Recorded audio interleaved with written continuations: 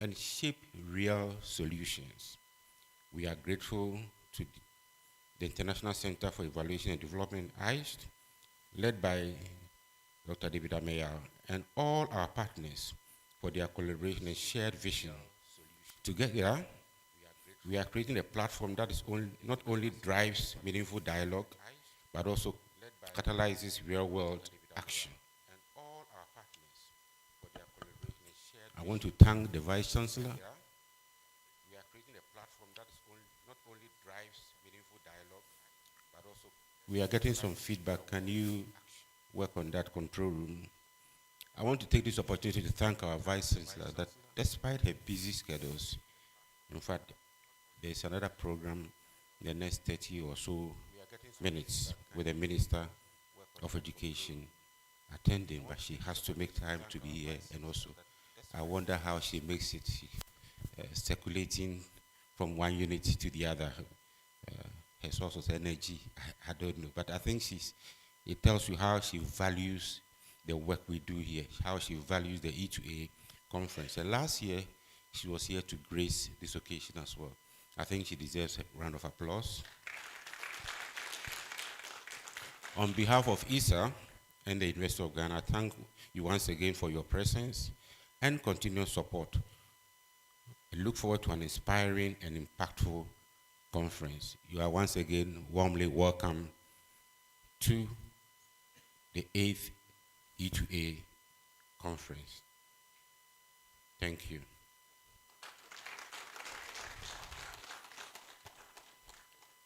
Let me, at this point,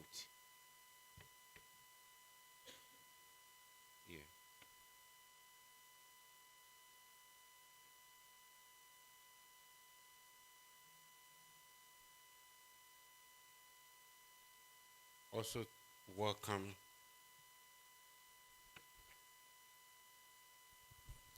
the Vice Chancellor of the University of Ghana, Professor Nana Aba Apia Amfo. She's the first female Vice Chancellor of the University of Ghana.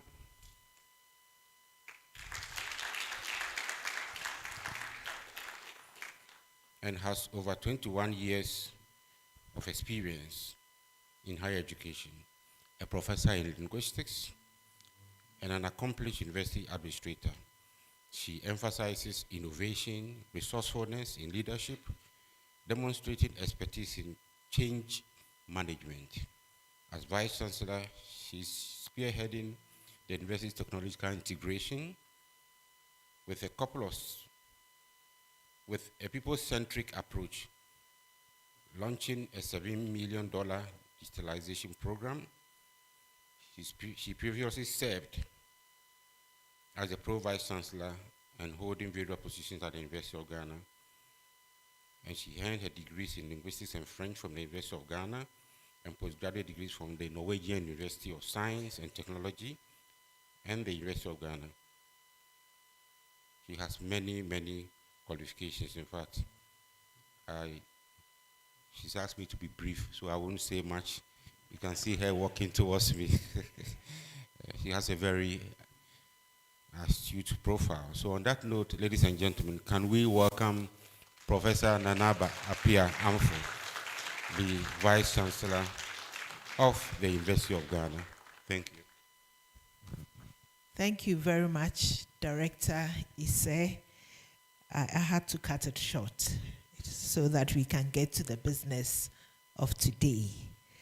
Director of Isse and co-organizers of this conference, representatives from civil society, community-based organizations, governance researchers and experts, policy makers, government officials, colleagues from academia, private sector leaders, entrepreneurs, media practitioners, members of the conference organizing committee, development partners, invited guests, ladies and gentlemen. On behalf of management of the University of Ghana, I welcome you warmly to our serene campus for the 8th Evidence to Action Conference and Exhibition. As Director Issa said, he has a mandate to welcome you to Isse, but I welcome you to the larger university, and so you are very much warmly welcomed. This conference is organized by International Center for Evaluation and Development and Institute of Statistical, Social, and Economic Research. As we heard last year, we had the pleasure of hosting this conference, and this year again, it is our distinct pleasure to host it.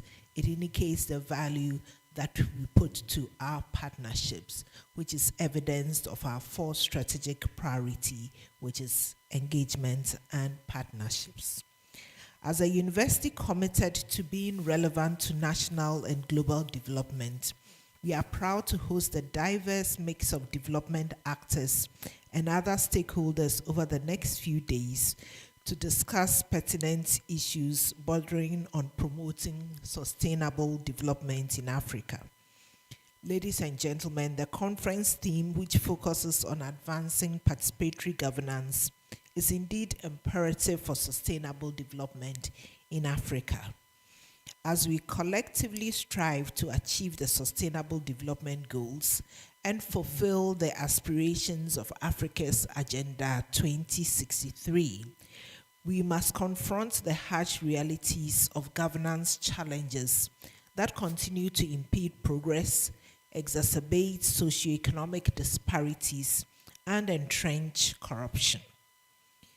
Across the continent, persistent governance deficits have become systemic. These include authoritarian tendencies and weak democratic institutions, corruption and lack of accountability, limited civic spaces, and exclusion of marginalized voices. These challenges exacerbate socioeconomic inequalities as skewed policies and unjust systems reinforce poverty, hinder access to quality education and healthcare, and widen the gap between the rich and the poor. When citizens are alienated from decision-making, governance becomes disconnected from the realities on the ground.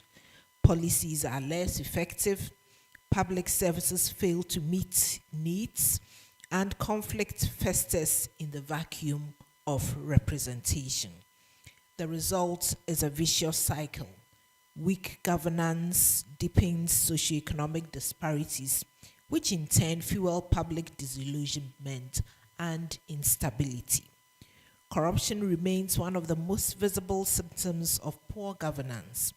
It inflates the cost of doing business, deters investments, and disproportionately affects the most vulnerable. It is not merely a moral issue, it is indeed a significant developmental issue. This conference has been carefully designed to leverage on a mixed approach, including expert-led keynote addresses, plenary sessions, interactive roundtable and panel discussions, exhibitions, breakout sessions, paper and poster presentations, among others, to identify strategies for advancing participatory governance from the African perspective. If we are to reverse these trends and chart a path towards sustainable development, we must adopt bold, practical strategies that ensure active citizen engagement and institutional transformation.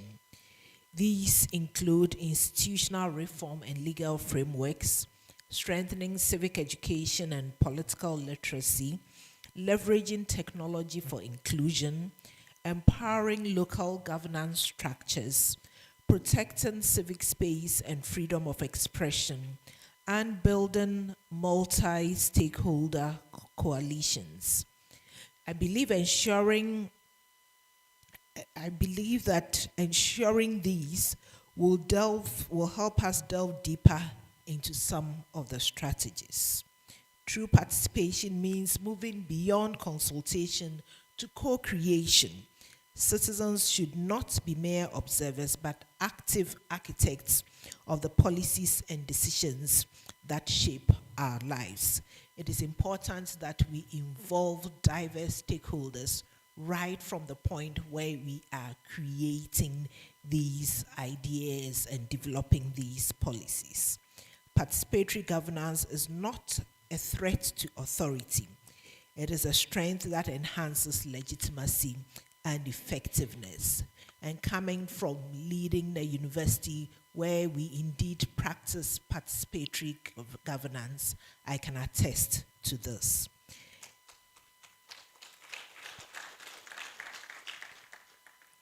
The youth who make up the majority of Africa's population must be at the center of this transformation. Platforms such as youth parliaments, digital governance labs, and innovation hubs offer pathways for young people to influence governance meaningfully.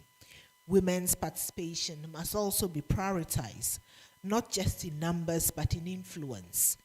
Gender-responsive governance frameworks must be institutionalized to ensure that women's perspectives shape development outcomes. Distinguished ladies and gentlemen, advancing participatory governance is not an ideal, an abstract ideal. It is a tangible necessity for sustainable development. The journey will demand political will, institutional courage, and societal commitment. But the rewards are profound.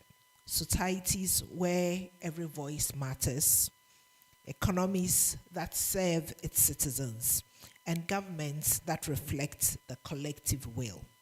Let us seize this moment to help transform governance into a force for inclusion, integrity, and innovation. In doing so, we will not only achieve the SDGs and Agenda 2063, we will shape a future defined by justice, equity, and lasting peace. And so on this note, I wish us all a very successful conference and fruitful deliberations. Thank you.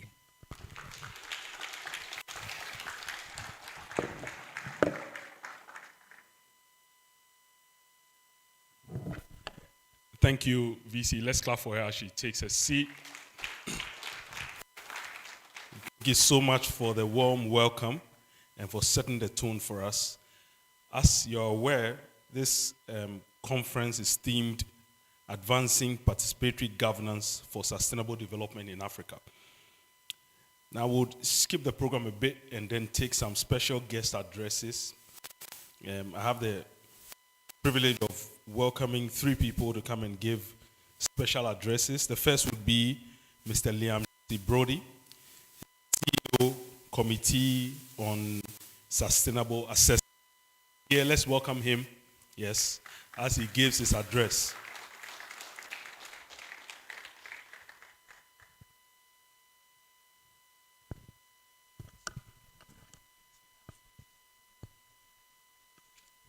Good morning, Mache. I know everybody doesn't speak in this room. It's okay. I'm not Ghanaian. You might not realize that.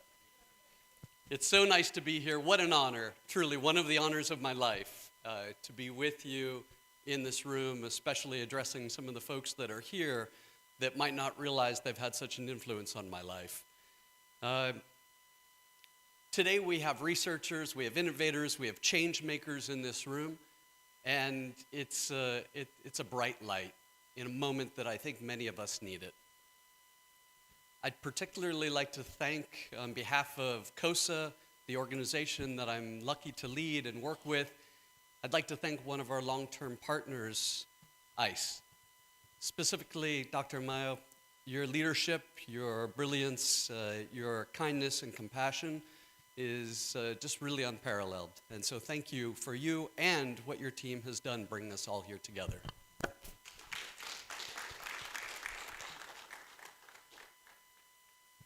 This place has meant something truly special to me, and this place, I mean this continent, since I first stepped foot here in Ghana 30 years ago as a young research assistant.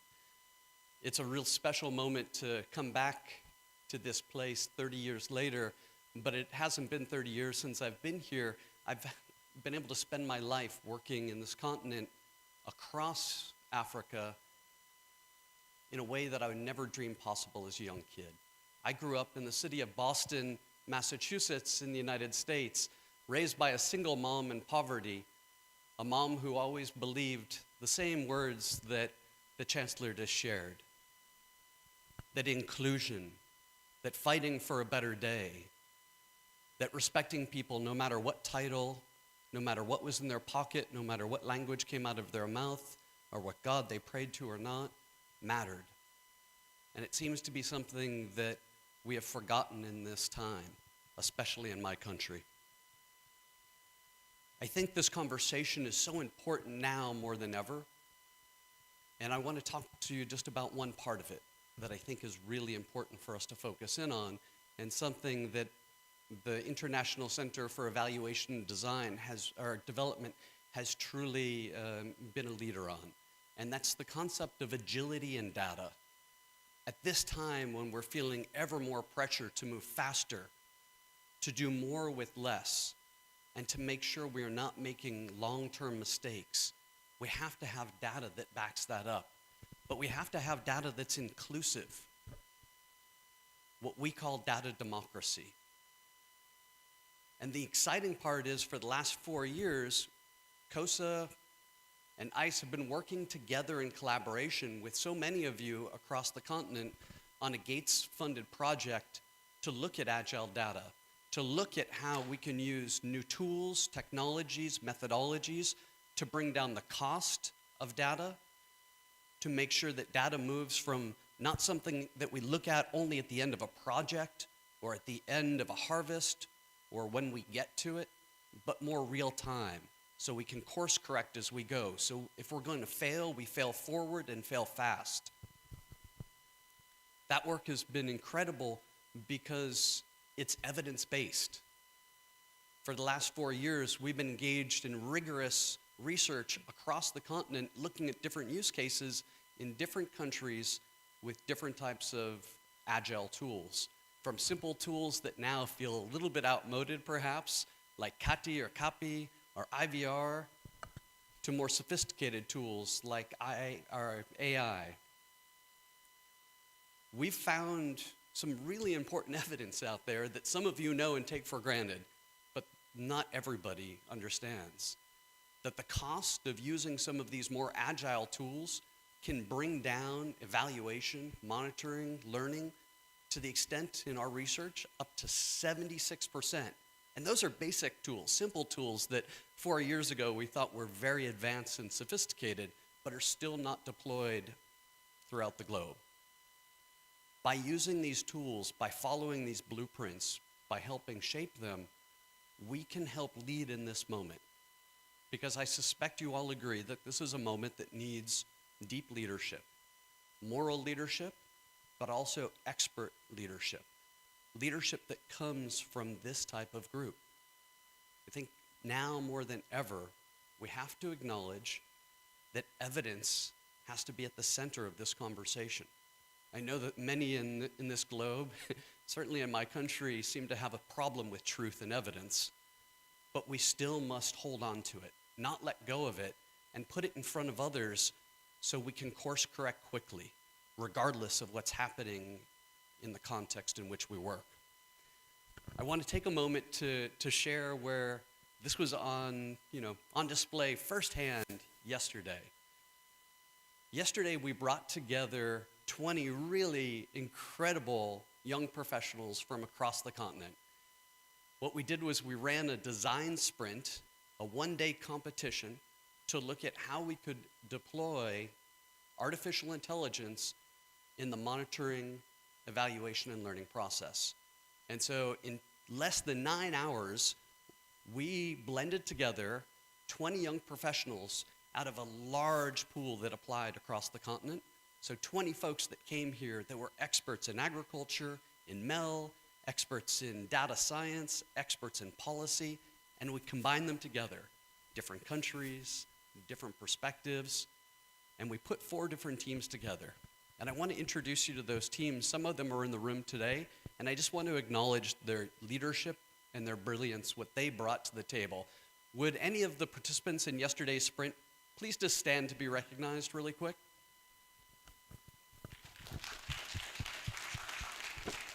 Make sure you talk to these folks. Look at them for a minute. Turn around and look.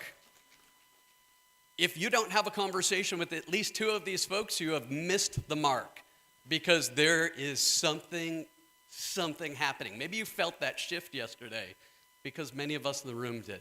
Thank you. We had some incredible judges that I see in the room today that selected our winning team. And I'd like to acknowledge the winning team very quickly, because it was comprised of an incredible group of professionals, as were all 20. What we said was there were only winners yesterday. This was the start of something fresh and new, a deeper understanding, a cohort that will work together, we hope, across the continent to continue to inspire with those ideas and to push them forward. But the winning group will join us in Victoria Falls, Zimbabwe later this year at a global conference called the Agile Data Summit that Gates is funding. And so I'd like to recognize the winning group. Each group came together and the teams created their own group name using a favorite song or a song lyric. And so the winning group was One People, Many Colors. And so I'd like to recognize them. Would you please stand up really quickly? Incredible. You can see my friend with the blue hat on. We had hats and t-shirts for the teams, and they were identified yesterday. These are folks that need your support. They have rich ideas, and they need you to help improve on them. And so we hope that you'll welcome them into this community, and that they'll welcome you into their ideas, because they're really powerful ideas. Thank you so much.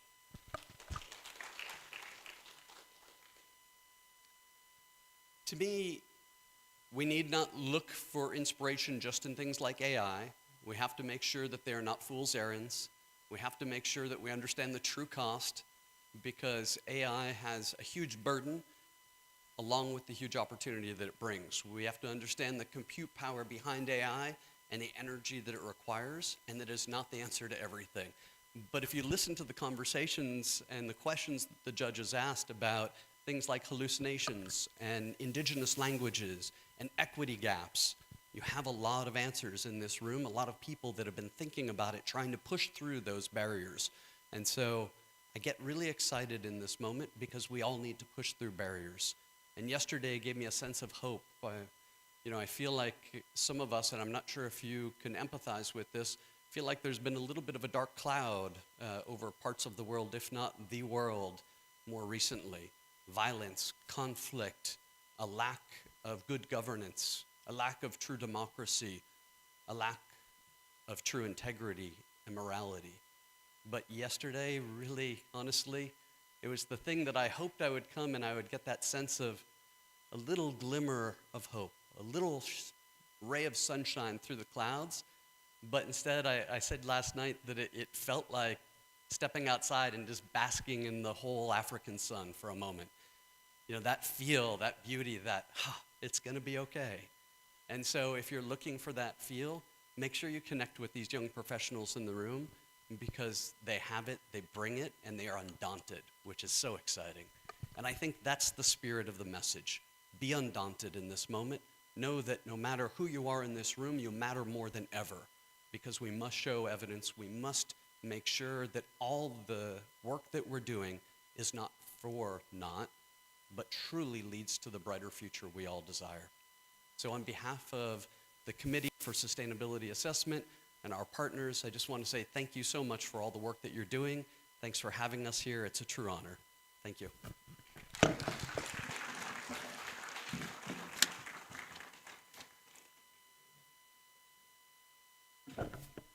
Thank you very much, Mr. Liam Brody. Let's clap for him one more time.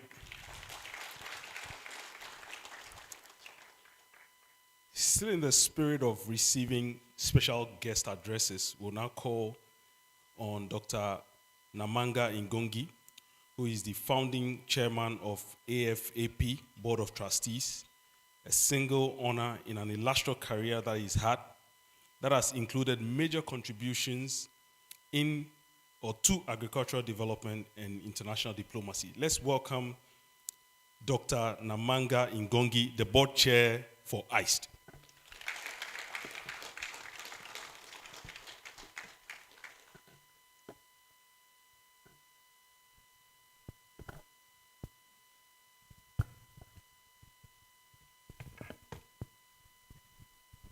Thank you very much. Good morning, everyone. It is indeed a pleasure for me to be here again this year. I was here last year.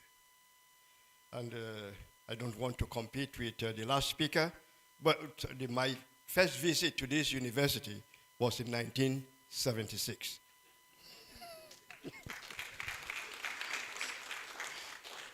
So I have all the evidence to show that it's a strong university. It has grown to the point of providing us the first female vice chancellor. Congratulations. So it's a great pleasure for me on behalf of the board of ICED to be with you at this 8th Evidence to Action conference and exhibition. We are especially privileged to be in the company of distinguished leaders here, including the youths who have been introduced to us today, but in particular, the Honorable Minister for Local Government, who should be here, but Chieftaincy Affairs of Ghana, who gave us the honor to have his name with our conference. Mr. Anthony Kwesi Sarpong, Commissioner General for Ghana Revenue Authority. Our distinguished President of ICED, David Ameo. Everybody knows what he has done to lift this little baby to what it is today. Professor Nana Apia Amfo, the Vice Chancellor of this distinguished university. And Mr. Liam, who just spoke with us here now, the Chief Executive Officer, the Chief Executive, he has not spoken, the Chief Executive Officer of the Committee on Sustainable Assessment, yes. Professor Peter Quarte, thank you very much for giving us again an opportunity to use your facilities. We appreciate this partnership. And of course, the ICED board members who are here. Allow me also to recognize and appreciate the visionary leadership. We could have collapsed long ago. The visionary leadership of David Ameo, the founder and president of International Center for Evaluation and Development, ICED, whose deep commitment to an Africa where policies are shaped by evidence continues to guide our work. His vision, you can see that my skills in manipulating technology are not so high.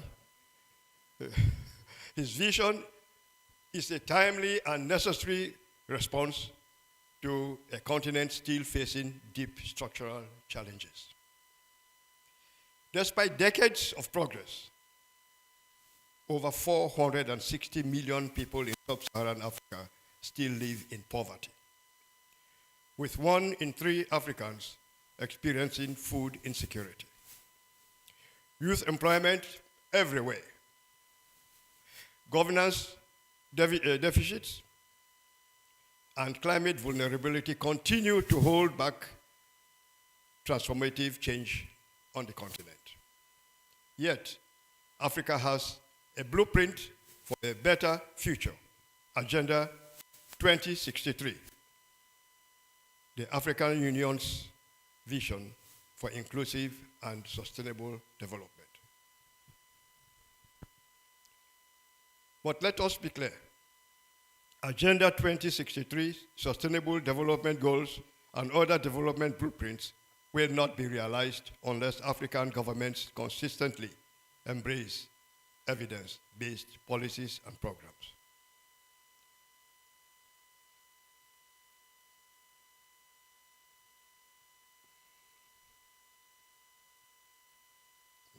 That's my technology again.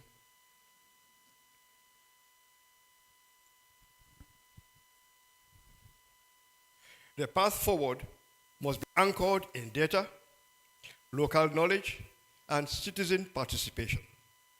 that cannot be overstressed. That is why this year's conference theme, Advancing Participatory Governance for Sustainable Development in Africa, is urgent and relevant. Indeed, recent changes in global economic relations, including trade and development, make it imperative that African countries and their governments pay greater attention to the use of their scarce resources and scarce financial and human resources. And data collection, evidence, will help them greatly to achieve this. Since its founding in 2016, ICE has positioned itself as a leading African think tank. It's Africa-led, Africa-based, and globally connected. Through strategic partnerships with governments in Kenya, Ghana, Ethiopia, Somalia, and Uganda, and memorandums of understandings with leading universities, including Makerere University, USIU, Africa, and Lanzhou University in China, ICE has championed South-South collaboration for policy impact. This is indeed laudable. To date, ICE has completed 150 research projects. David can speak to details on those, influencing public policy, and has implemented many sustainable development programs that have promoted and enhanced the notion of accountability across the continent. These are visible seeds for the transformative change that Africa needs. This morning, I was having breakfast with a young participant here who was able to explain to me what he was doing in his think tank in the neighboring country, in Nigeria, to influence government policies, and explain how difficult it is for governments to get engaged. But when they do engage at their own request, they actually perform better than they would have done if they are not engaged. In concluding, I would like to urge all of us to use this conference and the E2A platform to reaffirm our commitment to leadership guided by data, evidence, institutions that listen, and policies that deliver for the people.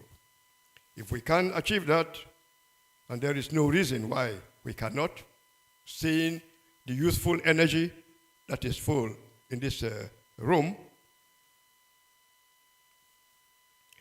then ICE would have made a wonderful contribution to the development of Africa and also many developing countries, and changing the lives of hundreds of millions of people. I wish you a productive engagement during these 3 days. Many thanks for your kind attention.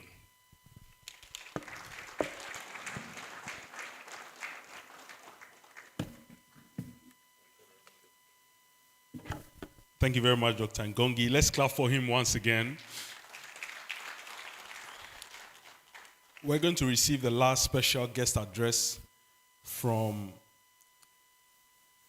a distinguished practitioner in the field of evaluation. He has worked on a series of assignments across the country and also in the West African sub-region. Help me welcome Mr. Percy Anaab Bukari, the president of the Ghana Institute of Planning.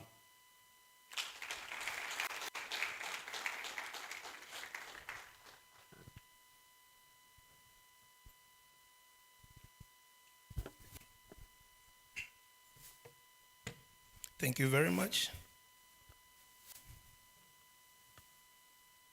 Good morning to us all. Madam Chair, the Vice Chancellor for this esteemed university, I would want to crave your indulgence to stand on existing protocols, especially having taken the mic just after the chair has given an eloquent special remarks. I would like to stand on all those existing protocols and proceed. As the president of the Ghana Institute of Planning, the professional body here in this country that have over 2,000 members across the 261 ministries, 261 metropolitan, municipal, and district assemblies, and over 50 ministries, departments, and agencies here in Ghana. And having said that, these are the foot soldiers of data collection across the length and breadth of the 16 regions here in Ghana. I'm so delighted to be part of this wonderful and then insightful conference. It is a pleasure to be with you this morning and to offer these few words as we open what promises to be an insightful and impactful conference.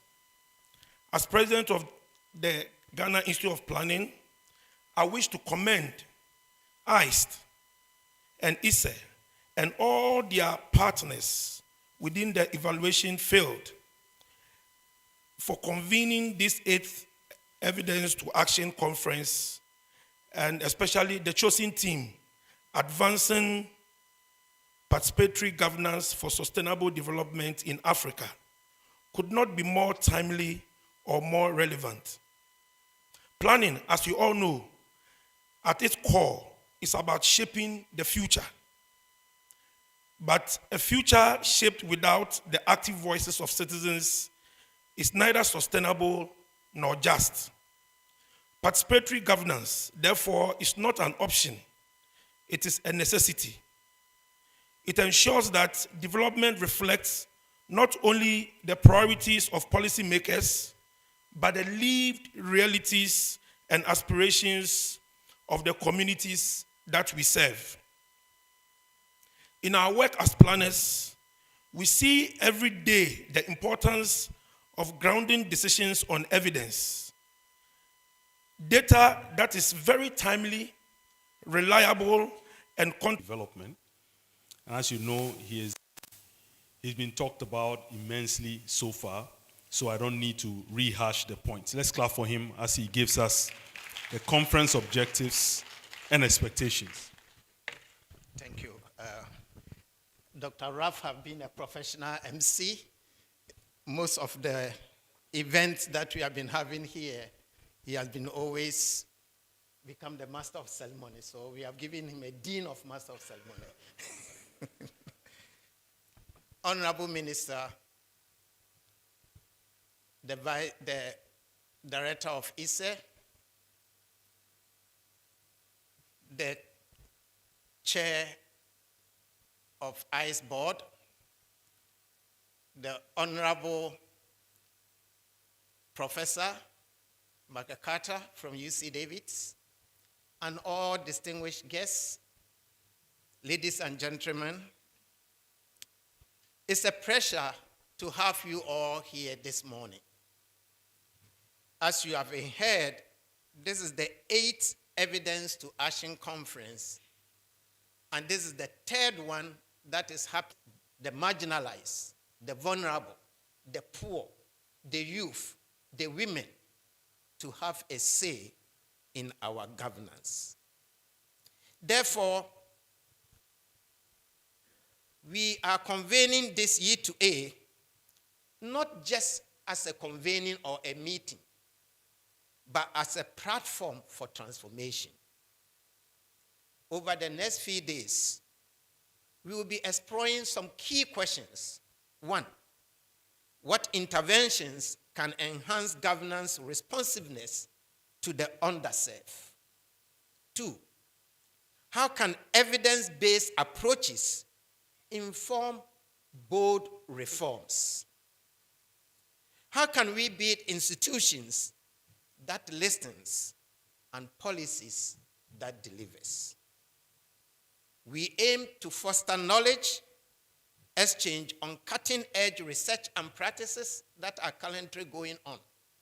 ICE have just completed a project, Evidence and Gap Map on Inclusive Governance. And you see where researches have been done and where the gaps are. We are going to present it during this conference. so that where we have evidence on what works, we can work with minister and your team to use it.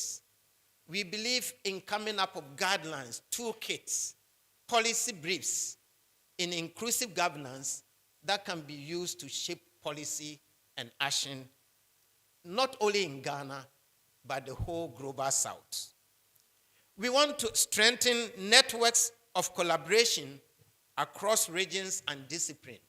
We are expecting a representation for about 40 countries in this conference. So we need to foster, collaborations and network. We want to equip participants with tools and skills to influence governance system from the local level, assembly level, municipal level, right down to national level. And ultimately, we want to inspire actions so that evidence move from report into policies and from data into everybody is talking about it. How can you make it uniquely Africa-informed policy and practices? So I called all my staff. I said, you guys come. This is a challenge. We don't just want to do anything that anybody is doing, publishing policy briefs, nobody reads it. But how can we use the evidence to uniquely come up with products and tools that can be used by all, inclusive, participatory, embracing all? That is what we want to do. Thank you very much, Minister. And thank you for participants. We hope that by the time you will leave here, we will be going inspired to hear the voices of all people in all governance. Thank you very much.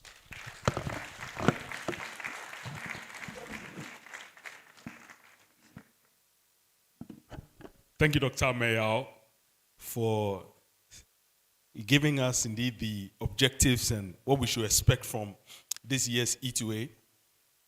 Now we're going to receive the keynote address, and to deliver this we have Honorable Ahmed Ibrahim.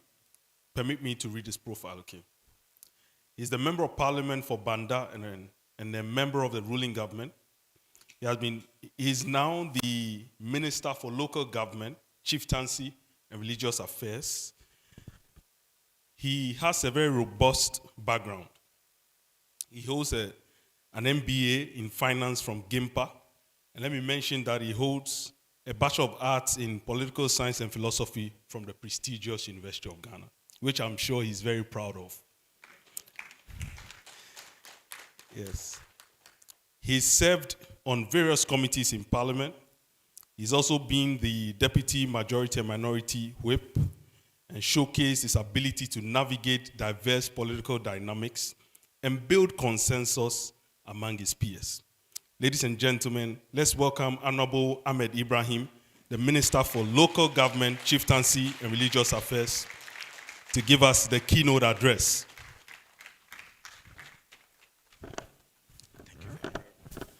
Thank you very much. Please, shall we resume our seat?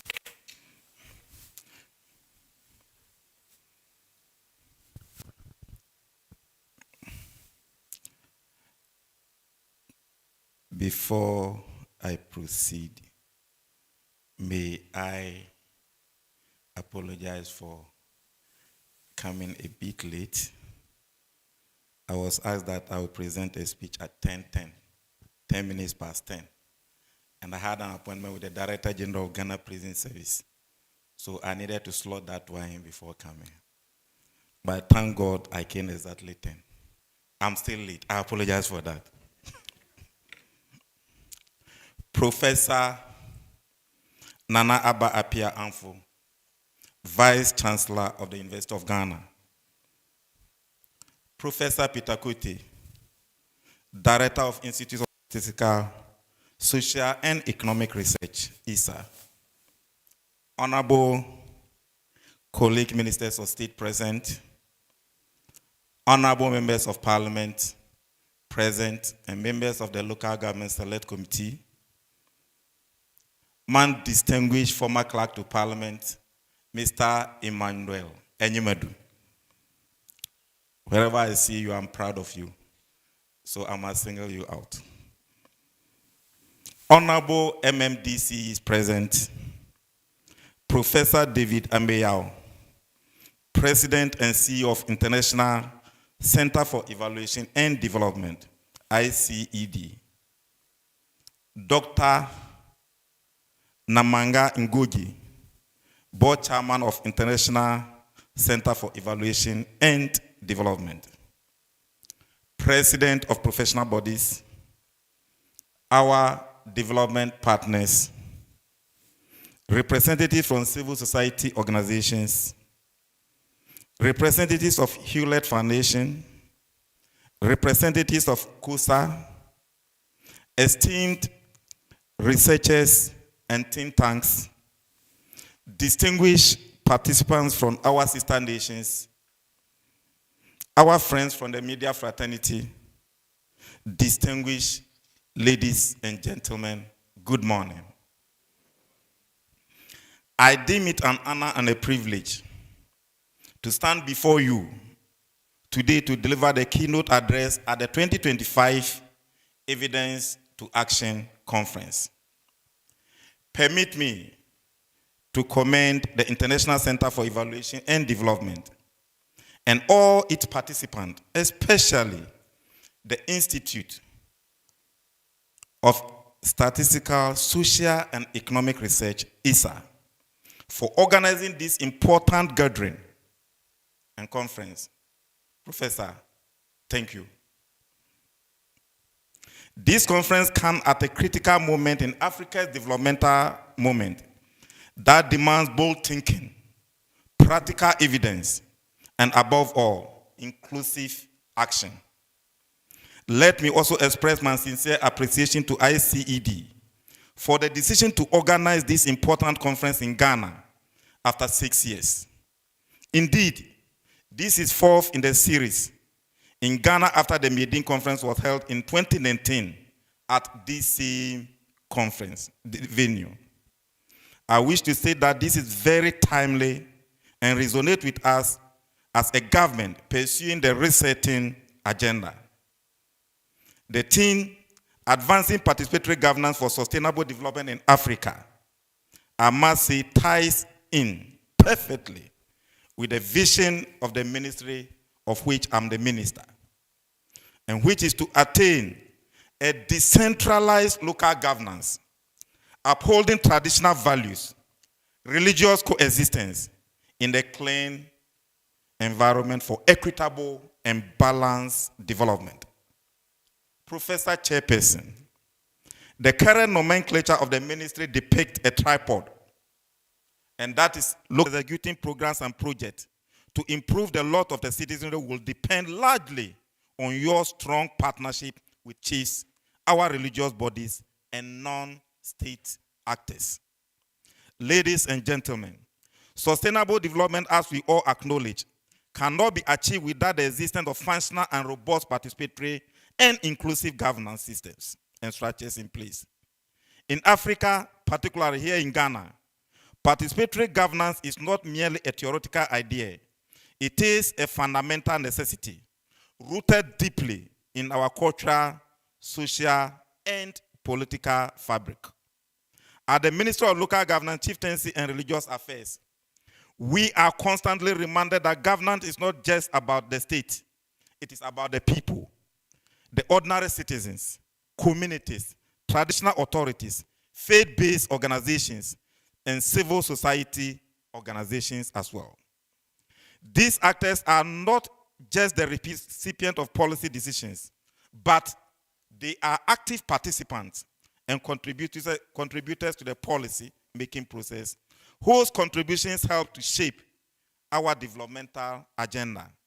In line with this, the government of Ghana, through the Ministry of Local Government, Chieftaincy, and Religious Affairs, continues to take bold steps in our strengthening participatory governance structures as a means of driving and strengthening participatory governance structures as a means of driving sustainable development. Permit me, therefore, to highlight a few of such interventions aimed at inclusive participatory governance and sustainable development. Key among them is the Local Economic Development Policy, LED, 2024 to 2029, and its implementation plan. This policy is a flagship policy which promotes inclusive economic growth by empowering metropolitan, municipal, and district assemblies to work collaboratively with the local stakeholders, including the private sector. Traditional leaders, youth, and women groups to identify and exploit local economic potentials. By decentralizing local economic development, the LED policy ensures that local economic priorities reflect the true needs and aspirations of our local communities. Another key policy worth mentioning is the Ghana Decentralization Policy. And this policy remains a cornerstone worth mentioning in Ghana's decentralization policy. And it remains the cornerstone of participatory governance. Through the active functioning of district assemblies and unit committees, citizens are directly involved in the decision-making process and monitoring local development projects. This approach to local governance fosters transparency and accountability and ownership of development outcomes at the local level. Ladies and gentlemen, you will recall that His Excellency the President of the Republic launched a 24-hour economy policy. And that is the Ghana's 24-hour economy policy. And that's the agenda for productivity, competitiveness, and growth, which underpins government resolve to create an enabling business environment which will culminate in job creation and wealth for the people of Ghana. The policy focuses on 8 integrated sub-programs, which include, but not limited to, agriculture, for sovereignty and sustainability. We have Grow 24, Manufacturing Ghana's Industrial Future. We have Make 24, Infrastructure for Integrated Growth, and that is Build 24, Culture, Creativity, and Tourism for National Identity, and Jobs. Then we have Show 24, Supply Chain and Market System, Efficiency, and we have Connect 20, that's Connect 24. Then we have Capital for Inclusive and Strategic Investment. We have, that is Fund 24. Then we have Workforce Development and Cultural Reorientation. That's Aspire 24. And the last but not the least is the Civic Engagement and Government Alignment. And that is Go 24. The ministry is currently pursuing this agenda with all local authorities by dedicating 25% of the District Assembly Common Fund allocations to be utilized to construct a modern state-of-the-art 24-hour economy market. And a directive has been given to all the MMDs to make sure 25% of all the DACF given to them each year is dedicated to the 24-hour economy market at the local level. And 80% of all the DACF should go direct to all the MMDs. Out of that, the 25% will be used for this market. It is emphasized that these markets will reflect our culture and respond to the needs and aspirations of our market women and the local businesses. Distinguished participants, clearly from the aforementioned laudable programs and projects, coupled with substantial financial resources being transferred to the local authorities, there is urgent need to deepen monitoring and evaluation. And that is why I'm happy to stand before you here today, to ensure the judicious use of these resources and bring the expected outcomes and results. Indeed, we cannot succeed without evidence.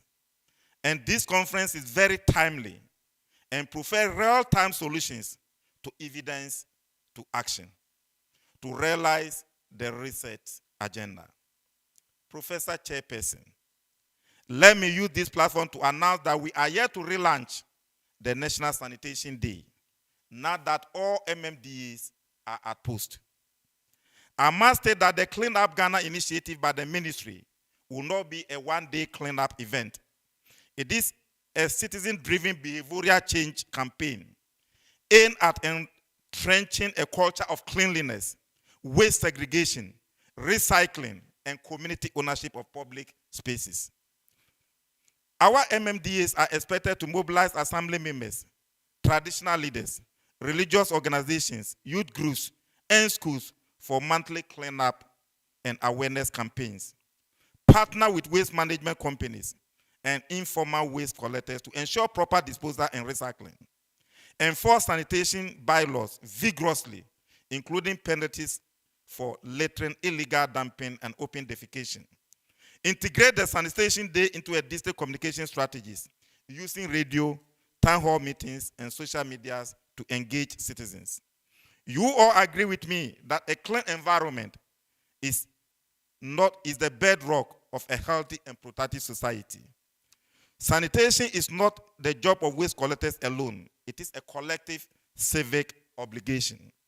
Distinguished ladies and gentlemen, the path to sustainable development requires that we continue to deepen the culture of inclusive dialogue, collaborative decision-making, a shared responsibility, which are the tenets of participatory governance. Participatory governance is not an event.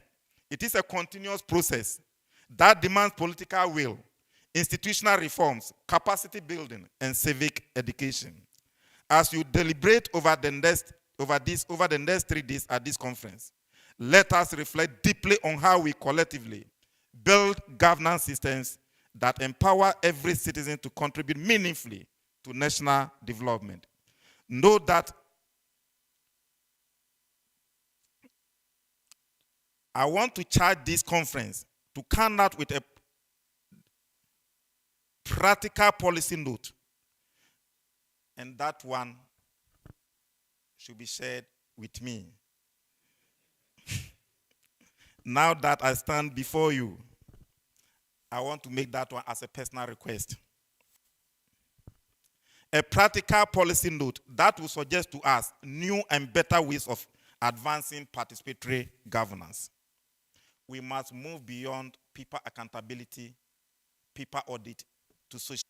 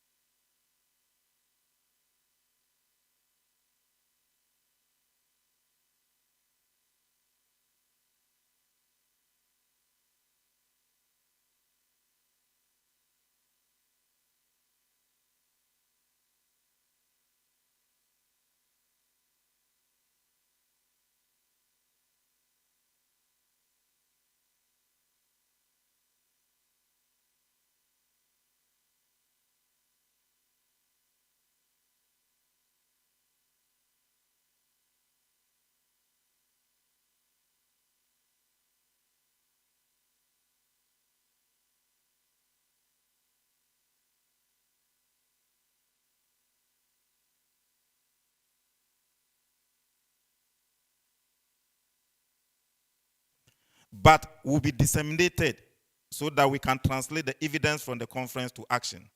That will help advance participatory governance across the country and Africa. Once again, I thank the organizers for this invitation and commend all participants for your commitment in advancing sustainable development in Ghana. Thank you, and may God bless us all.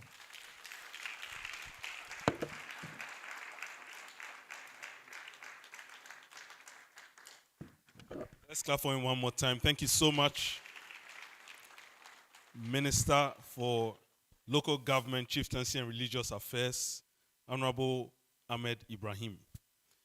At this point, we'll take a short break, we'll go outside for a group picture, and then we would walk through the exhibition. And we'll cut the tape to officially open the exhibition. It will be done by the Honorable Minister, held by a few others. So if the ushers can help us, kindly usher us out. We'll go through this door, and then we'll just cut the tape to open the exhibition, and then we'll take a picture right there. Thank you very much, and hope to see you outside very soon. And also to see you back when it is done. All right. Thank you very much.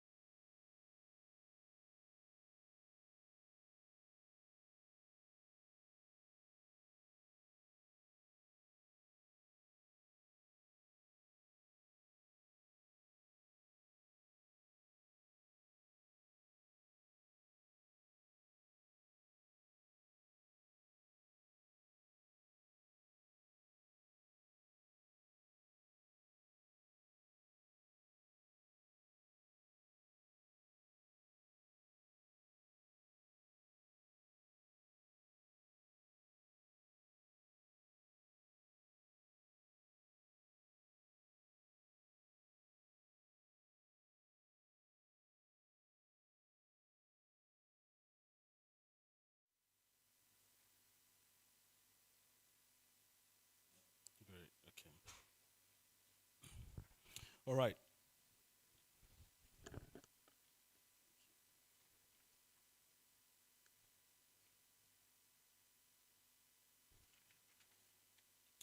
Okay, so this session houses the plenary presentations, and we're going to have a presentation on the topic Financial and Risk Management Tools for Smallholder Farmers, Securing Land Tenure. To do this would be Professor Michael Carter, a distinguished professor of agriculture and resource economics, UC Davis. He's an honorary professor of economics at the University of Cape Town, and he's a co-director of the Feed the Future Advancing Local Leadership, Innovation, and Networks, all-in advisory board member. He's also the director of the Feed the Future Innovation Lab for Market, Risk, and Resilience.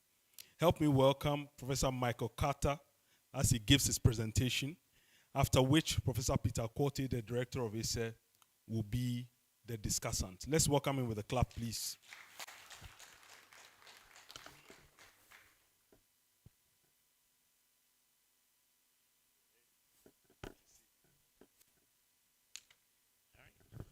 All right. Thank you very much for the introduction.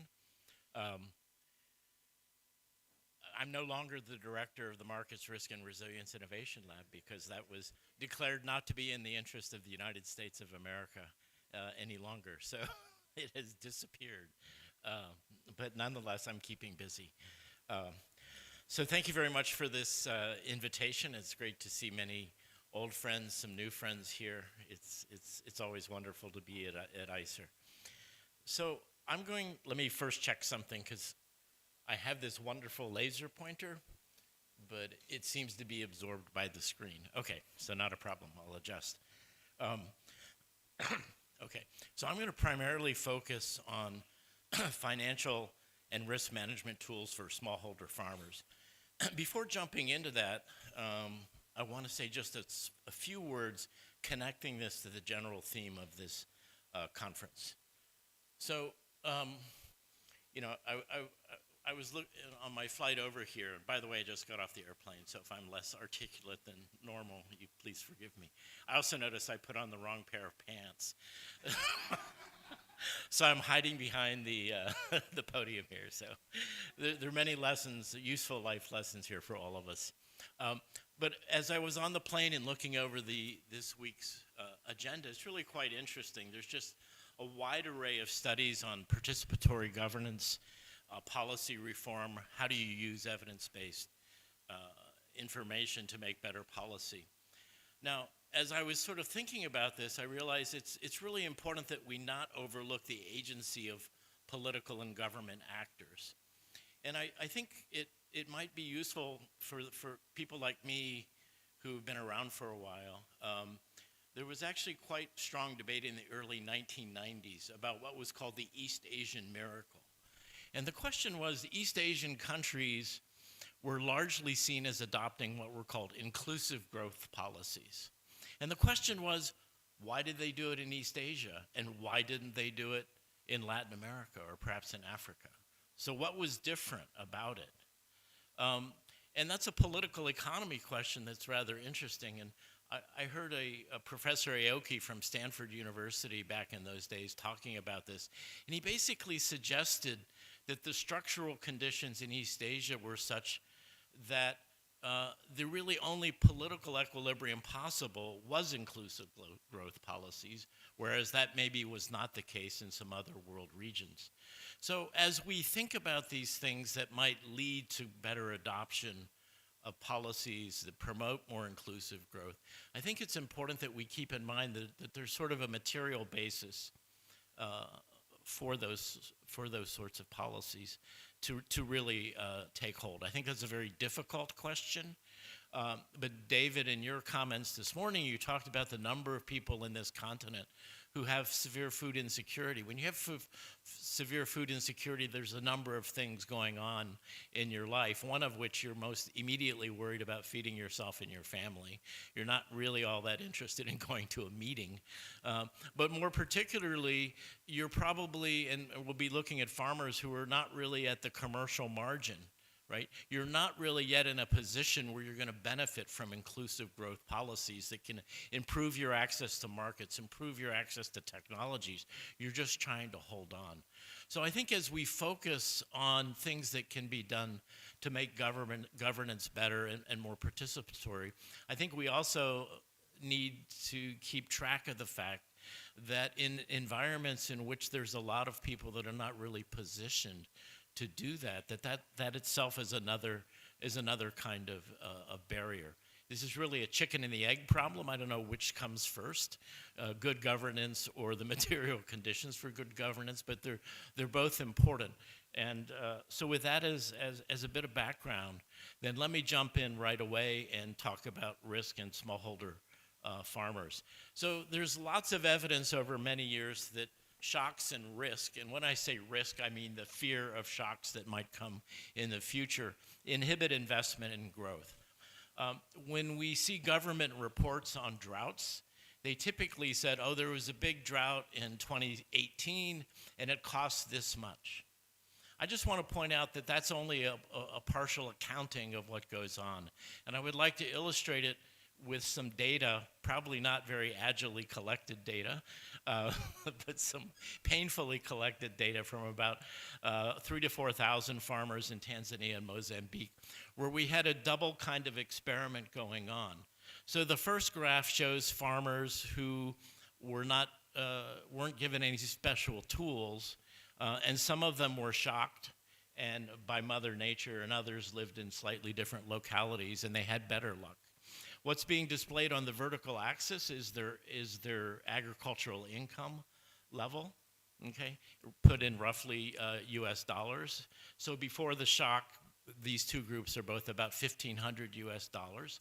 When the shock came along, the households that shocked, their income fell in half, okay? So that's really severe. And if you look at food insecurity measures, for example, all these things show a definite worsening. But the interesting question, or the point I really want to emphasize, is what happens the next year and the year after? So these are actually based on fancy econometric estimates, but I've just drawn out what the estimates imply. And you can see the year after the shock, the families that suffered compared to their neighbors, similar farmers who were not shocked, have barely recovered at all. And if we look at what happened in their efforts to cope with this disaster, in the first year, they actually badly decapitalized their agricultural enterprise. It was not a very high-tech enterprise to begin with, but they plant less land, they have less money for seed, very few of them were using other agricultural inputs, but they go back entirely to locally retained seeds. And so you see that a shock is not just the $1 billion in losses that might accrue in the year of the shock, but it actually continues forward. The other part of the experiment was then a random selection of these households were provided a bundle of stress-tolerant maize seeds together with an insurance contract. And the bottom diagram there superimposes the statistical estimates that come from this 5-year study of what happened to the households who had access to this and who were shocked. They were hit by the same shock as the households in the red line above. And what you can see is they fell less far. So that's really the work of the stress-tolerant seeds, allowed them to withstand the same weather event, if you will, was less costly to them. But the interesting thing is they recover immediately, and not only do they recover, they more than bounce back. Okay? And what's going on there is we see in this study that those farmers who had the opportunity to employ these insured seeds, they initially were quite skeptical. They go, okay, crazy guy with gray hair comes up and says, this'll make your lives better. We'll humor him by, buying a little bit of this in seed. And then they saw that it actually worked, and the next year they doubled down on it. And you can see here, suddenly their productivity is starting to increase massively, and they're actually moving into the stage where they're going to be sort of small-scale commercial farmers, okay? And where I would say their level of their political voice, et cetera, has a stronger material foundation underneath it. So this is sort of an example that you take the same people, if you can pull some of the risk out of the system, you can suddenly not only protect them against costly shocks, but you actually make it possible for them to move forward and actually do better in the future. So this is a topic I've been working on for a while, and one of the things many of us think about is, well, what we need to do is give farmers insurance, because maybe that's the best way to remove risk from the system. Conventional insurance, where an insurance inspector has to come and verify your loss, that doesn't work with smallholder farmers. They're typically in too isolated an area, and frankly, the amount of income or assets they're insuring is so small that by the time you send an insurance inspector out to wherever they live, you've burned up all the money that the insurance company might have had available to them. So that didn't work, and especially in Latin America, there were a lot of efforts to do that in the 1960s and 70s, and it just was a total flame out. In the early 2000s, people became interested in index insurance, and Ghana itself has had multiple efforts in this idea. Index insurance doesn't require individual loss verification. Instead, payments are based on an objective loss index. It could be a weather index. I'll show you an example in a minute where we're using satellite imagery to predict yields that are actually taking place on the ground. But index insurance itself is complicated. Most farmers have no idea what insurance is. Insurance is the one thing you might buy where you hope you never get anything for it. Okay, so I had a house. I live in California where we have severe fires. So I had a house burned down in 2017. We had very good insurance, but believe me, I really wish the house hadn't burned down, and I wish I had just paid my insurance every year and never gotten anything, because there's such a thing as an insurance deductible. So I was out thousands of dollars, just not to mention fighting with the insurance company. My wife is a lawyer, she's a Greek lawyer, so that makes her a very scary, powerful person. And even with her on by my side, it took us about 2 years to get our money from the insurance company. So anyway, insurance is a strange thing. It's hard to trust. It's hard to understand. And so one of the things we've been working on lately is, are there other kind of financial tools that can be bundled together? In fact, can we take a loss index and use it not just to trigger insurance payments, but actually to trigger other kinds of financial transactions which can actually help people? So my favorite one we started calling the clock, a contingent line of credit. So what the clock does is when the insurance index triggers and says there's a loss, a lender says, I know you're in trouble, so I will lend you money and you have 2 years to pay me back. Okay, so it's allowing the farmer to leverage their future income to deal with the shock. So instead of paying for an insurance premium, they are able to borrow money. We actually, the X Market Risk and Resilience Innovation Lab had a project like this in Bangladesh. And it worked just like insurance in the sense of creating that resilience dividend that I showed in the prior slide. The other element we're working with is basically a commitment or contingent savings account, where if you leave your money in your savings account until the index triggers, then you get a preferential interest rate, just like you do with a time deposit. If you buy a certificate of deposit, if you put your money in a certificate of deposit for 36 or 48 months, you typically get an improved interest rate. Well, we're working on the same kind of ideas. And finally, there is agricultural index insurance. And the nice thing, if they're all tied to the same index, if people don't really understand insurance or find it too expensive because you have to pay a lot of money for it up front, let them do some of these other things, learn how the index works, and then if they want to transition to insurance, they can do so. So this is work that we're carrying out in several countries right now, and I'm going to talk about one of them in particular. But let me just quickly mention the other two in case anyone wants to talk about. The first is what we call the MAP Fund, or the Mutual Assurance Pool in Nepal.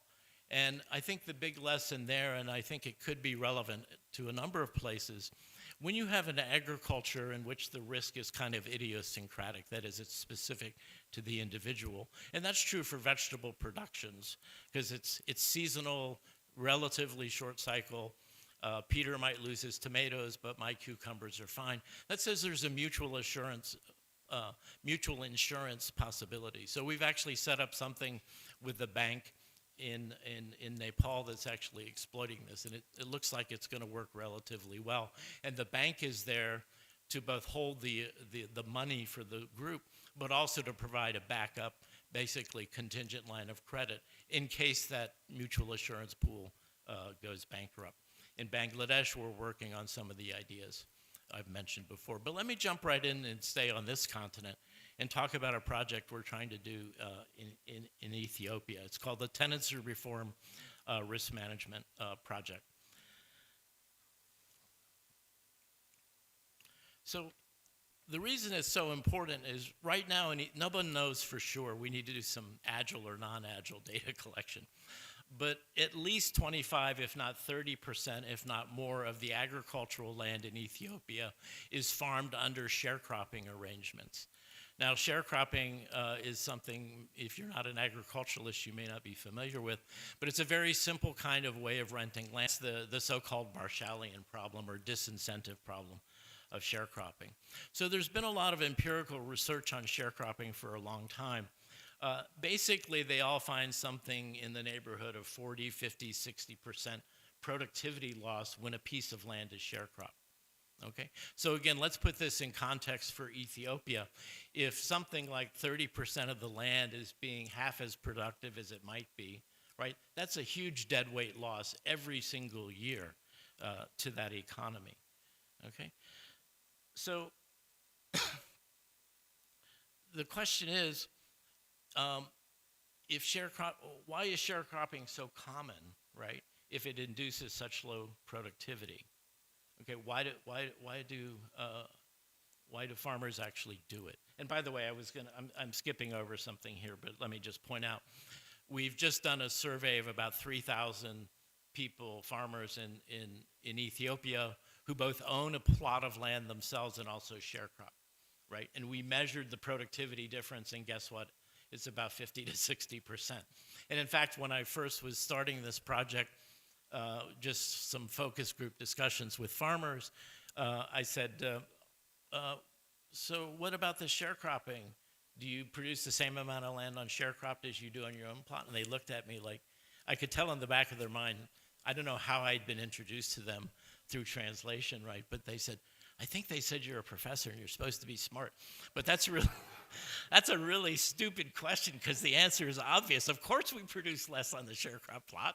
And they basically almost verbatim said what Alfred Marshall said. Why would I work hard on this? David takes half of it, and he's sitting home watching his football match on the television or something, right? So it was quite obvious, and it shows up in their own data.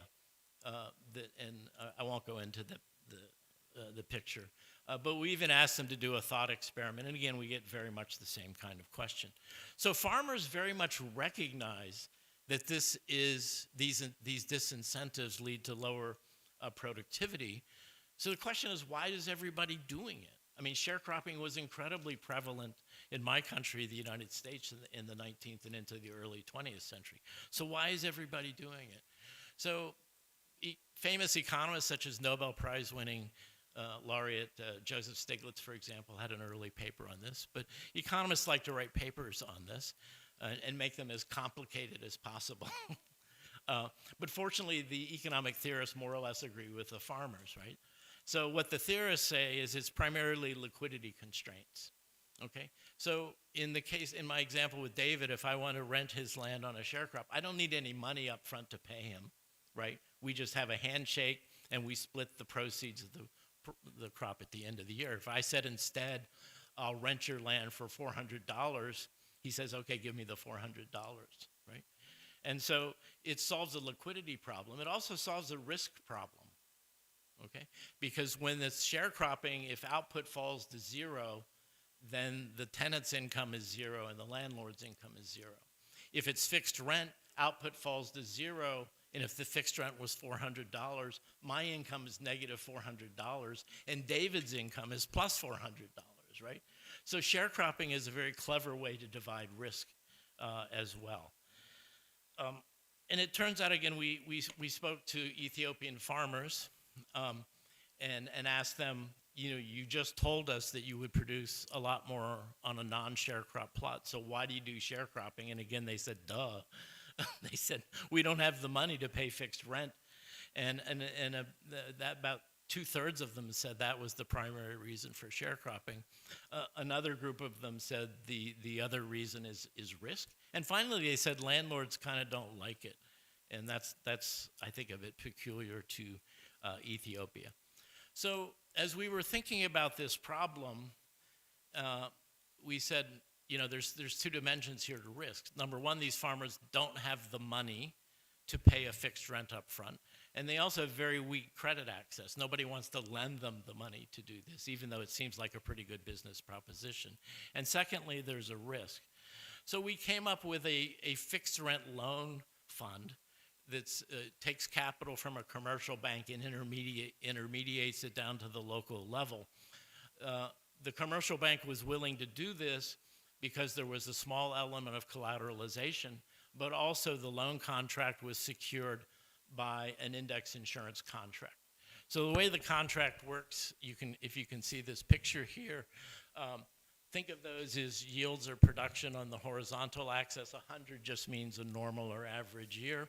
The green line is the income that a tenant farmer would have under fixed rent.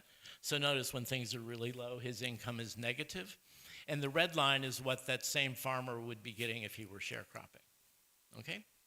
So you can see, number one, there's less production, less money going to this farmer under fixed rent, but you can also see the risk element as well, right? Because the farmer, in the bad states of the world, the farmer would say, why am I doing fixed rent? I sure wish I'd been a sharecropper because I wouldn't be down the toilet having paid this large fixed rent. So what the insurance contract does is it's meant to be a sort of a no regrets kind of contract. So the shaded in areas show those are the amounts of payments that are made to tenant farmers. So what they allow the farmer to do, number one, is always retire their debt to the bank, and the bank likes that, obviously. Okay, so that's part of it.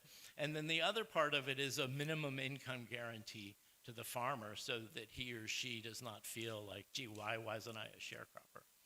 Okay, and we've talked to a lot of farmers about this.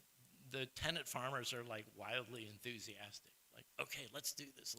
And we're still, my hair is turning grayer as we negotiate with different institutions. But the bottom line point here is that here's an example of using risk management tools to solve a capital problem, to solve a risk management problem, and ultimately move farmers very quickly towards a much higher level of productivity. So we're in the process of rolling this out in Wolalita province in sort of western Ethiopia. The commercial relationships are pretty much set up. I won't go into these details, but again, it's a somewhat complicated process of intermediating funds from a commercial bank to a union of SACOs or cooperatives down to local level things that then lends to the tenant. And the security is coming from an insurance company. So there's a lot of detail in there that's maybe not so important. But I think the big point here is that if we can find a way to pull some of this risk out of the system, we both open capital flows to the smallholder farmer, increase the farmer's ability. So I've sort of lost track of time. Am I about at the end of my time? Does anybody know? I forgot to check.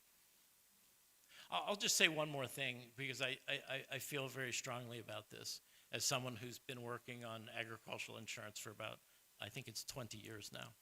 So what's being displayed here on the graph is a key element of the insurance contract that's being offered to farmers in Ethiopia. On the horizontal axis, think of that as the farmers' yields if we measure them on the ground at their community level. And on the vertical axis going up is what we can predict with the satellite. Okay, and those green dashed lines that are horizontal and vertical, those are the levels at which the contract is supposed to start paying. So notice they begin happening when yields fall below a certain level. So any dot that's to the left there, so each dot represents a particular community in a particular year, as well as our satellite-based estimate of what yields were in that community in that year, okay? So if the estimates were perfect, they would all lie along that diagonal line, but you can see there's a lot of variation.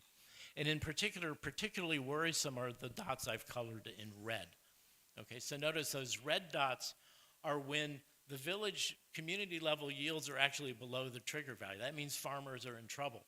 But the satellite has over-predicted yields and farmers would not get paid, okay? So this is what is called the basis risk problem.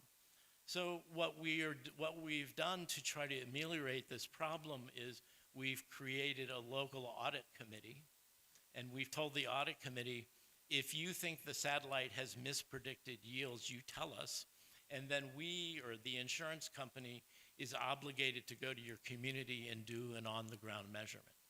And if the on-the-ground measurement says the satellite over-predicted, then you will be paid. And the cost of those payments are actually rolled into the insurance contract. So I think this is really something very important to do. It's one thing to tell farmers they're insured. It's another thing to make sure that the contract is actually sufficiently reliable, that these farmers actually will be paid in those states of the world when yields are low, and in fact they would not be able to repay their loan to the bank or their own family income levels would be very low. So anyway, we're just in the process of rolling this out. I started off, I showed that picture of, oh, never mind, I lost it. I showed a picture of a field being plowed. There it is. Oops. Whoa.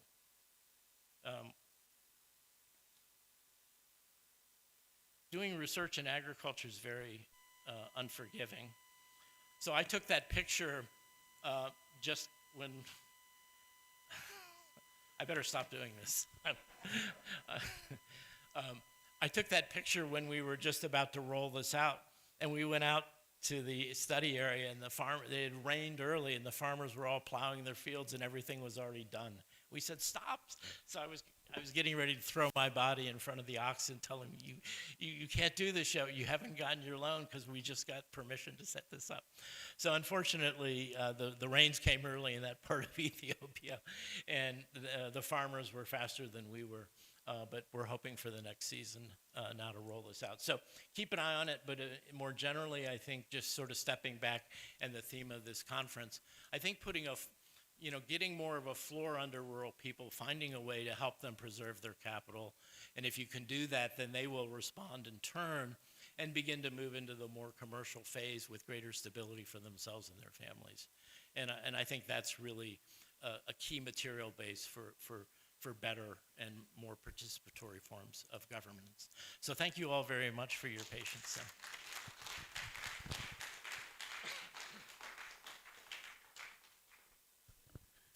Thank you, Professor Carter. So we're going to have Professor Peter Quartey as a discussant for this presentation. Let's welcome him, please.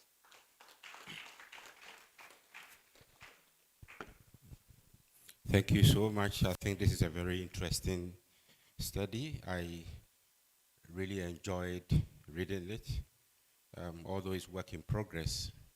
I can't wait to see the final outcome.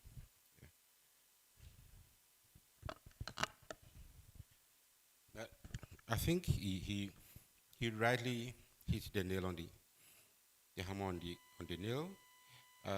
Every business activity, investment, be it investment, is faced with risk, but the degree varies. It depends on the kind of activity, it depends on the kind of sector.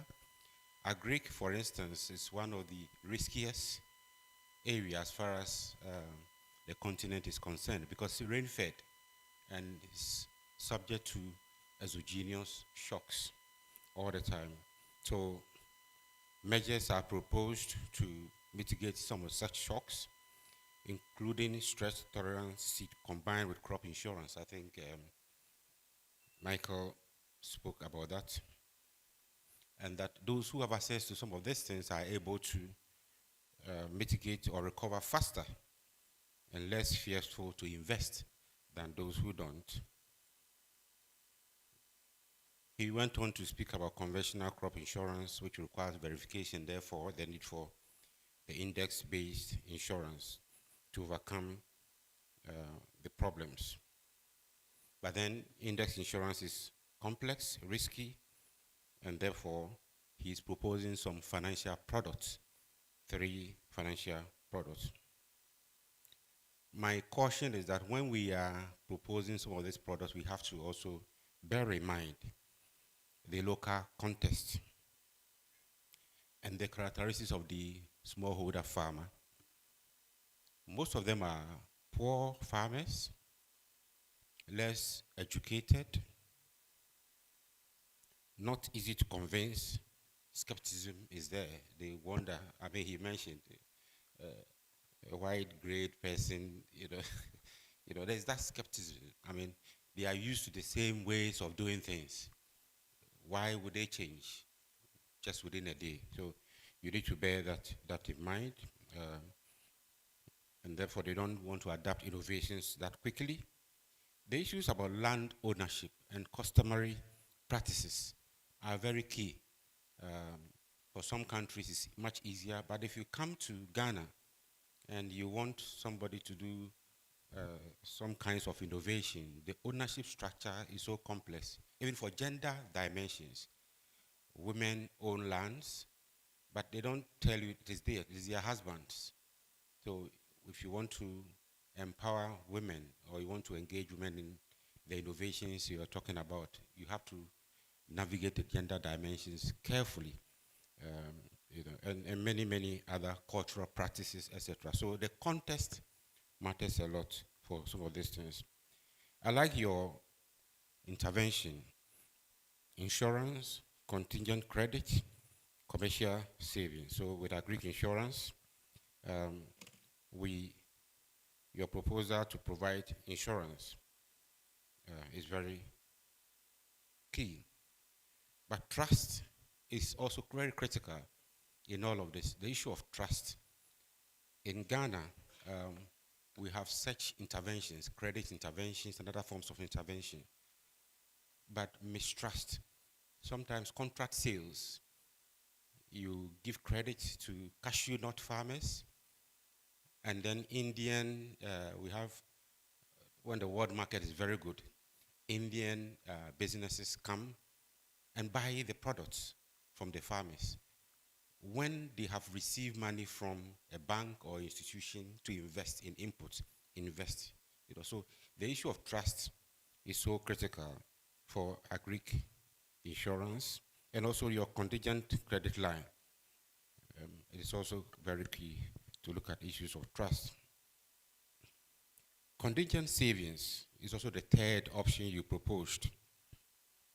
But I ask the question, these are poor farmers who are subsistence farmers. They virtually have little savings. So trying to get savings out of this group can be quite difficult. So I'm waiting to hear more of your field experience, how you're able to extract savings from these farmers, so that when the crop fails, they can then enjoy the interest on the savings. How much would they save? And to what extent, how much interest would this large enough to mitigate the effect of the crop loss or the risk suffered? So these are all thoughts. When I was reading your brilliant intervention, I kept asking how the house, etc. And then your experiment in Ethiopia, one of the 3 countries, but then particularly you focus on Ethiopia. Productivity gap in sharecropping. Sharecropping is also very common in Ghana. We do 2 types. We have what we call the bunu, which is 50-50. then the busa, which is a third. So third, whoever rents the land gets a third, then the owner gets 2/3 or vice versa. I think that's that. So that option is also there. But the 50-50 sharecropping is also prevalent in Ghana. It's an interesting thing that is being done, but of course, I like your point about the depression in productivity effects. For non-RCT study in Ethiopia, you said it was between 16 to 43%. For non-RCT study, it was 16 to 43, and for RCT, it was 60%. That's quite huge, a huge lot to suffer from sharecropping. It is understandable because whoever you give your land to is virtually a low-income poor farmer who might not invest in fertilizer, might not invest in all the things you expect to get the necessary yield. So just seeding your land might not yield the best of results. It's different from when you own the land, you have the resources and you invest in that. So I'm not surprised at all about the productivity differences. The reason for the prevalence of sharecropping, despite the weaknesses, is that it addresses the liquidity constraints and the risk constraints as well. Why do we have this again? Why do we still have sharecropping? I think the issue about dishonesty, low income, lack of savings to invest in fertilizers, etc., also accounts for some of this disparity. Landlords were not willing to give their lands. Yes, I could understand why, because the fear of losing their land is there. Not interested in taking money upfront, which you mentioned. But what about abuse? If you give your land out and it is used for unintended purposes, illegal mining, illegal activities, illegal cropping. I know cultivating, let's say marijuana, for instance, is illegal, but some farmers cultivate. So if you are giving your land out as a landowner, I'll be concerned about how my land is going to be used, and therefore some would resist that. So I like your design, but there's one thing, the solution to relax the constraint to fixed rent contracts by providing fixed rent loan, that is land certification, interlink insurance, index insurance contracts, the intervention that you have. It looks quite interesting, and I kept asking how you're going to do the certification of the land. I mean, for rural land, certifying them, I don't know for Ethiopia, but for Ghana, if I were to go to the rural area and I want a certified land, that will be a challenge. So that is why I said I will be very interested to know the outcome of your study. I mean, we can learn from Ethiopia. Even in Accra, land certification is a big problem, let alone to go to rural area and get land certification. So perhaps Ethiopia is much advanced in land reforms, land certification, which we need to look into. So that's one key thing I think we would want to know. Finally, since we run out of time, I want to conclude by saying that this is indeed a very interesting and ambitious study. I am very keen to learn more from Michael and your team. It's a bold initiative trying to address solutions of productivity gaps using sharecropping. I think it's a brilliant study and well thought through. I'm very interested in the certification process, as I mentioned, and also trust issues. As you're engaging, it would be good to document some of the trust issues and challenges you come across to make your report very rich. Should we also explore other long-term solutions? Irrigation, the risk is because these are rain-fed agriculture. Most of the problem is because they are rain-fed agriculture. So if we want to address it, how do we ensure that they get continuous rainfall irrigation is one, greenhouse technology, or other small, Ghana, we started something beautiful, but on paper we are good, but in practice then we fail. One village, one dam. The idea was to ensure that we address the irrigation problem. Unfortunately, we didn't do it very well, but it was, for me, a beautiful concept that if we had pursued it, we would have transformed agriculture, but we failed. Perhaps the policymakers here should take this up and make it better. In the long term, how do you address some of this risk? Through irrigation, greenhouse technology. There is also this soilless agriculture, where you can plant without a soil. There are a lot of modern technologies that we can adapt to address some of this risk and the fear to invest. So, Mr. Chairman, on that note, I want to commend Michael for a bold initiative, an interesting study, but there are a few questions that I think I'll be happy to get answers after the project is completed. Thank you very much. Thank you, Prof. Professor Carter, I don't know if you want to make some initial comments. No? Two? Is it okay to stand here?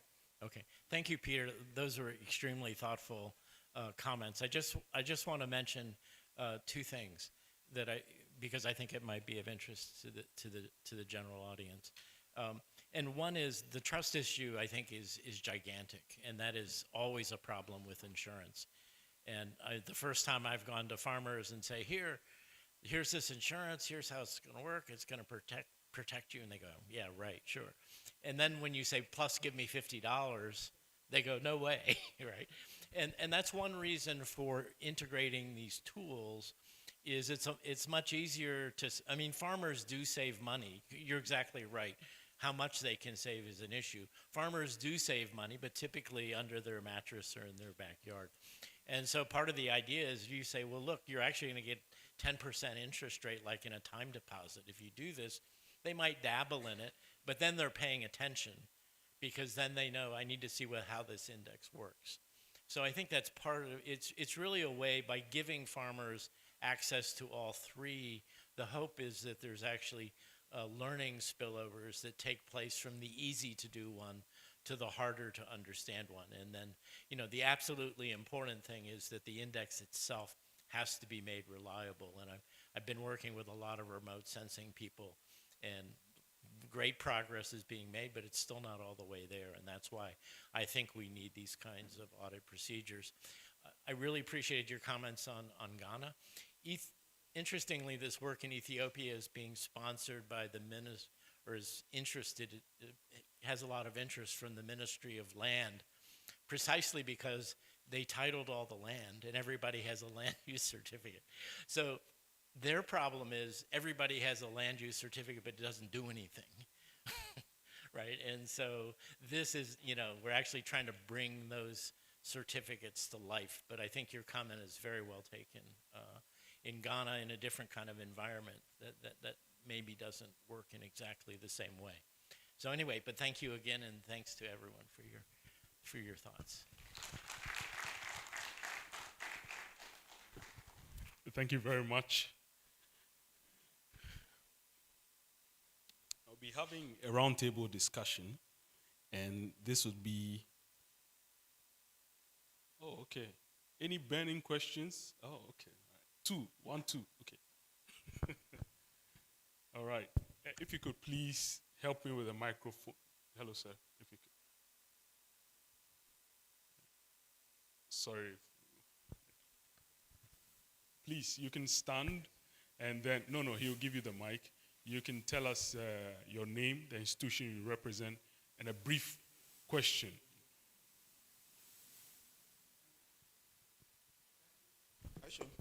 Yeah, it's on. Thank you very much. My name is Charles Akwesidakpo, the Secretary of Stroke Association Support Network of Ghana. Yes, and the longest serving D block rep of the University of Ghana, Commonwealth Hall, 1995, due to the 11 months strike of UTAG. Oh, yeah, I love that. Once a wonder, always a wonder. Yes, so my reflection, just like Prof. And we say in account that, so open but still, I have to say something. Let's start with land tenure, crop sharing. He mentioned Ebunu and Ebusan. Where I grew up, the popular one is Ebusan. Yeah, so we share the what do you call it? The products into 3. I take 2 tests, the farmer takes 1. But it's also based on negotiation. The owner takes 2 parts and I take 1. So when it comes to insurance, 1, who is going to pay? Is it me, the farmer, or the landowner? Of course, it's me, the farmer, right? Or would you like to answer that before I go on? Insurance, the insurance you mentioned. I don't know about that in Ghana.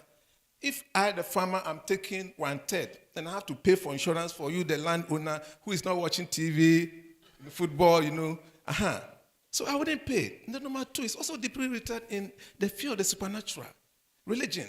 We say God provides. So if my farm gets burnt, it's God who knows better. That's what we say. Yes. 1. And yes, that is what, I don't want to mix it. And then the second one to the saving culture. In the rural areas where I grew up, they believe in or they practice instant gratification instead of deferred gratification. So the produce come, I marry more wives, but now I'll buy more tablets or TV or phones for my various wives and girlfriends. And so I don't have enough to save. Even if I save, the bank rate is nothing to write home about. I believe that bankers here, they can debunk what I'm saying. My last point, I think, yes, and then the fear of the supernatural, witches and wizards. Even if I invest, if I save, if I don't save and I don't have any enemy who is a witch or wizard, my farm will never get burnt. Yes, thank you very much.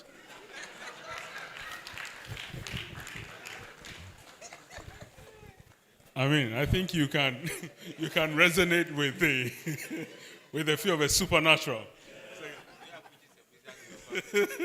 Probably it's a good question. Now you need to ask yourself whether you have witches or wizards in your family. Then you see, I saw another hand here. Yes, here. I know you have burning questions, so just a few, okay. Okay, my name is Osman from Keynote Department of Economics. Please, when framing, I didn't see as framing a tool for smallholder farmers, I didn't see financial inclusion aspect in it. And then we are working on a project, for instance, in Burkina, whereby we want to frame tools for smallholder farmers, but we made sure that those farmers are actually financially educated. And then we profile them to be able to give them the adequate financial tools. But I didn't see it in the study. I don't know whether it's coming or not. Yeah. Sure. Yeah. So on that one first, I skipped over at the very end, the last slide, which I think I sort of skipped over, was a panel from one of the educational materials that we do. So your point is very well taken. You can't throw financial contracts on people without a lot of education and understanding, for sure. So we are doing that. These farmers are involved. They have a sort of they're semi-formal, like, do you use SACOs? Is that a term that's used in Ghana? It is in, yeah, kind of farmer-based savings group. So the farmers are already partially integrated into that, and then they've got some experience saving and lending, but there's very little liquidity in those systems. And what we're actually doing is we're got a commercial bank to agree to inject liquidity into the system, and then we're trying to top up the farmer education. But those things are very much important. A lot was said earlier. I mean, let me just clarify one point. With the fixed rent contract, the landlord gets his money or her money, right? So he or she doesn't have any more risk. So the insurance contract is solely to protect the tenant farmer, the one that's taking in the land. So how does the farmer pay for that? So the deal we worked out with the lender is the loan that goes to the farmer covers two things. It covers the fixed rent. So if I'm renting from David, I give him the $400 or whatever it is. And secondly, it includes money to pay for the insurance premium. And then when the farmer pays it back, and we've done all the arithmetic, it actually is a winning deal for the farmer by a pretty substantial margin. And that's actually how we convinced a commercial bank in Addis Ababa that has nothing to do with farmers normally, but they're under pressure. They suffer tax penalties from the Ethiopian government when they don't do anything with farmers. So they have some incentive, but they have no ability. But we sort of showed the numbers to them that this is a very bankable kind of projects, and the farmers themselves get that as well. But again, back to the education, we're working with the farmers. We developed the numbers, so everybody kind of sees what's going on. So hopefully it will work. And I think the longer term is sort of this notion of an on-ramp. How can you start to learn how these things work? So as a friend of mine once said, an economist is someone who doesn't believe something in practice unless it's true in theory. So I like to do mathematical models. So I've actually been modeling this problem, and how would a skeptical farmer who has no trust, how would that farmer behave if given these suite of instruments? And the interesting thing is, if you just offer the farmer insurance, a skeptical farmer insurance alone, nothing ever happens and nothing ever changes. But if you offer these lower cost, easier to understand, and not risky, I mean, if you put your money in the bank, as long as you trust the bank, you can get it back. You may not believe they're going to pay you a better interest rate, right? But then in that kind of model, you actually get a dynamic that plays out over time where people sort of start paying attention and learn. And again, I think that's part of a good system, is let people start where they are, and don't give them a really just one single alternative that's hard to really wrap your head around. So anyway, thank you. Thank you very much. Let's clap for him. I know there are a lot more burning questions, but we are behind time and we need to move on. I'm sure Professor Carter will still be around, so please catch him during lunch and then ask your questions. And just to add to what you said about the economists and the theory, a good economic answer would also, to any question, is that it depends, isn't it? So for the spiritual issues, it depends on how wicked the witch or wizard wants to be. Okay, so we're going to have a roundtable discussion, and the topic is advancing youth and women's political participation, civil society results, and lessons. To moderate this, we have Ms. Eunice Agbenyaji, the head of programs for Star Ghana Foundation. If she's here, please move up. Ms. Eunice, she has a rep. Okay. All right, let's welcome him. When he gets here, he will tell me his name, and then I would introduce him.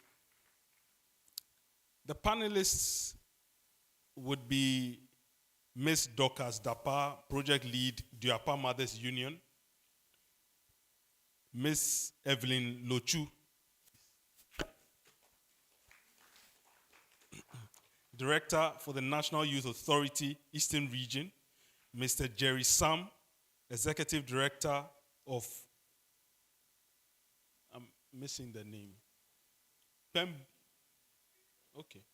All right. I'll not attempt it, just so that I don't mafia you. All right.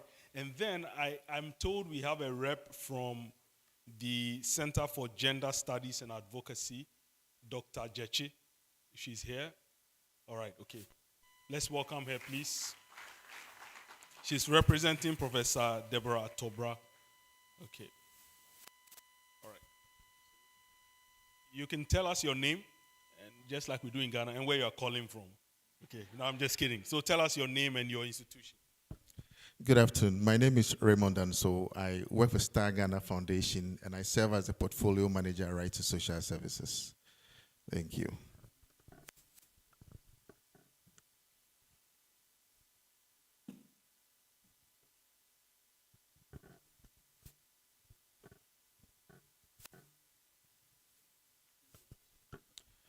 Thank you very much, and good afternoon, distinguished guests, our participants.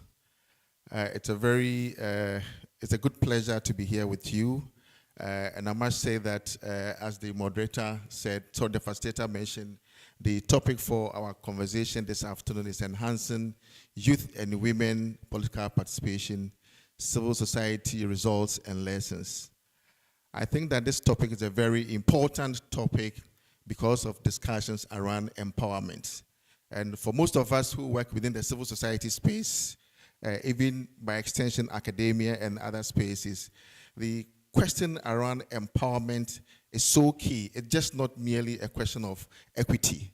It's more about the sustainability of our democracy. It's also about the overall development of our society. And we do know that civil societies in Ghana across the length and breadth have been playing different roles. Some are into fiscal agency roles, so they deploy resources to support innovative and technical actions that empower women and youth. Others are also into direct project implementation. But we also do know that a lot of them are also at the policy level, and all these efforts are working simply to ensure that there's inclusion and representation.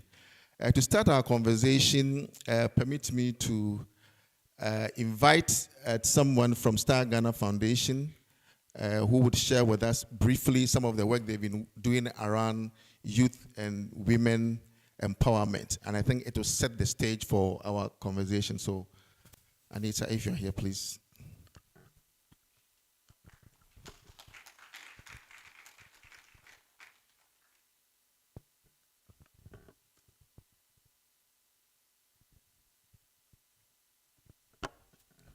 Thank you very much, Raymond.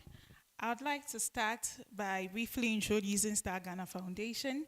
Star Ghana Foundation is a national level civil society organization that works towards a democratic, peaceful, just and equitable Ghana. And we deliver this through 5 strategic roles, which include convening inclusive dialogues, catalyzing citizen-led action, coordinating and supporting strategic partnerships, facilitating and disseminating learnings within the space, and then also acting as a resource mobilizer by providing grants to civil society organizations, and then also supporting to test innovative ways of resource mobilization. At the heart of our programming is gender equity, gender equality, and social inclusion. And so over the period, we have produced some resources and toolkits that support practices around this. And our participation in today's conference also is our JESI mandate. My presentation is titled Advancing Youth and Women's Political Participation, CSO's Roles, Results, and Reflections. And I want to emphasize that this is based on Star Ghana Foundation practices on inclusive governance over the period. So this is not a study, it's based on practice. In terms of outline, I would highlight why women and youth matter in governance, the current landscape of women and youth participation in governance, some CSO strategies that we have used to promote women and youth participation in governance, and then the results of CSO's work in advancing inclusive governance, and then some key learnings and reflections. I'd like to start off with some statistics, and the population and housing census shows that females constitute about 50.7% of Ghana's population, and the youth population also accounts for 38.2% of the country's total population. So when you look at the female population in Ghana on a face value, you would want to say that this should translate into equitable, access to positions in governance, but this is not the case. And again, Ghana has also demonstrated its dedication to promoting women and youth participation in governance by ratifying a number of conventions and then protocols, including the SDG. Goal 5 specifically speaks to this. There's also the protocol on the African Charter on Human and People's Rights, on the rights of women in Africa.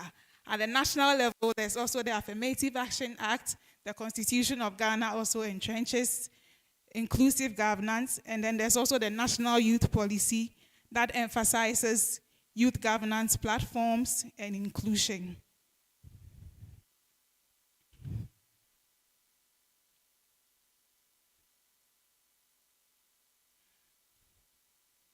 So despite these, Ghana still has one of the lowest rates of women's political participation within Africa. The country is ranked 147th out of 193 countries by the Inter-Parliamentary Union's 2023 report, which places Rwanda, Senegal, and Namibia ahead of us. Again, the current representation of women in parliament also falls short of the 30% target that is set by the IPU. Why does women and youth participation matter in governance? So it promotes inclusive governance such that it ensures diverse representation, it enhances trust, and then also democratic legitimacy. Again, it also enhances policy relevance and effectiveness. So women and youth participation addresses policy gaps such as that are usually overlooked, such as maternal health issues, menstrual hygiene, digital literacy, and then youth unemployment. Again, it strengthens accountability and transparency. So a paper by the OECD shows that female leaders are more likely to support integrity and anti-corruption measures. So maybe we should have lots of women occupying most of the positions in the country. And then there's also an influence. It also fosters peace building and then social cohesion. So papers by UN Women have proven that women's inclusion increases the durability of peace agreements by 35%. Again, it drives innovation and then sustainability. UNDP, a paper by UNDP shows that youth-led initiatives result in increased digital governance and environmental protection. What is the current landscape of women's participation in governance? I'd want to start from the local level because at the local level, that's where decisions around resource mobilization and then use are taken. And then also has some bearing on our decentralization. At the local level, women hold only 4.1% of assembly member positions based from the 2023 district level elections. And 1,049 women contested compared with 16,925 men. So this is a ratio of 1 to 16. Again, at the unit committee level, women also occupy 12.8% of positions. In the 2023 district level elections, 5,666 women contested compared to over 42,000 men. So this also shows that there's some gap with people who express interest in these positions, which has influence in those who are actually elected.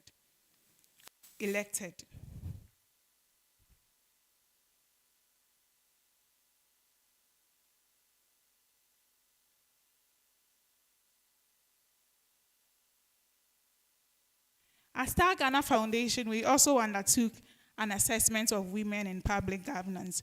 So this information is based on publications or letters that are issued by the Office of the President, newspaper articles, and then also,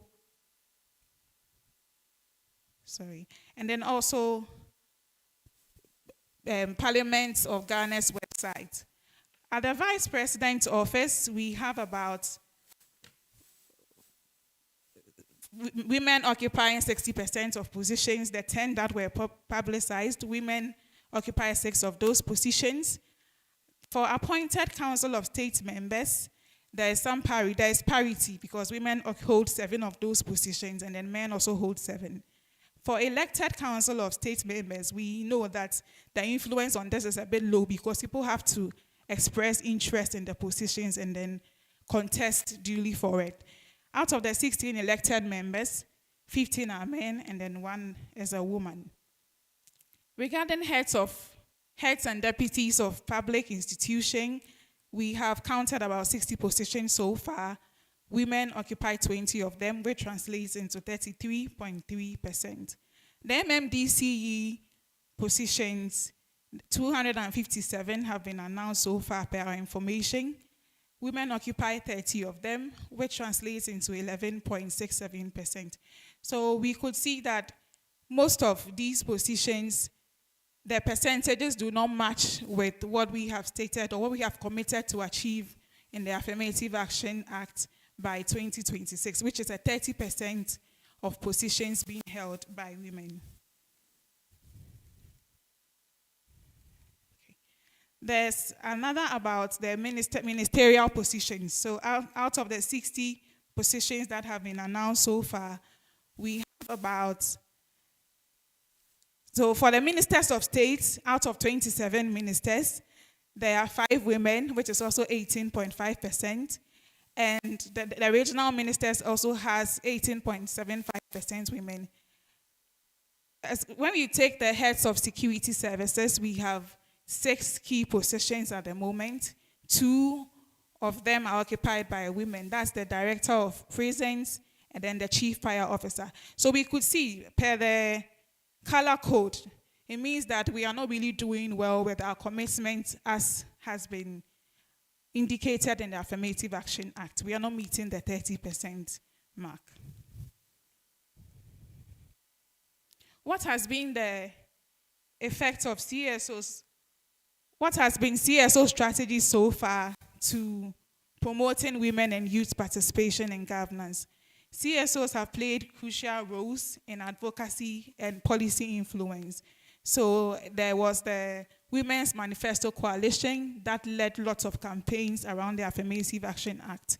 Star Ghana Foundation also led the CSO's cluster on decentralization and citizens' participation in 2019 to undertake actions that were geared towards influencing the passage of the Act. And you can see one of our flyers from our engagements in 2019. Civil society organizations have also played critical roles in increasing awareness on women's participation. We have also undertaken actions around capacity building and leadership training. So I can cite an example in one of our projects, which is the AVID project, where in addition to sensitizations, we also undertook some mentoring and coaching sessions with women to enable them contest in the local level elections. And that yielded in lots of results. We had over 20 women being nominated to positions at the local level, both assembly member and then unit committee positions. Civil society have also created several accountability platforms to highlight the need for women's inclusion in governance. What has been the effect of civil society work so far? So I will talk about the Affirmative Action Act, which was passed last year, and undoubtedly lots of civil society organizations rallied around this. There's also the Domestic Violence Act, the Social Protection Policy, the National Gender Policy, the Land Act 2020, which has been already passed, and then civil society organizations have also taken actions that promote access to economic resources and business support. And this is very essential because when we have access to these, when women have access to these economic resources, it actually enables them, or it has a tendency to enable them to participate in political, contest in positions and then possibly get elected.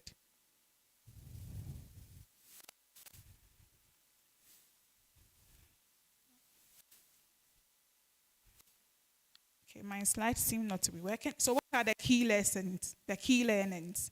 One key learning is that coalitions amplify and sustain advocacy. I have talked about a number of coalitions that were formed to pass the Affirmative Action Act, which has been successfully done, and government has actually communicated that the legislative instruments for the act will be developed this year.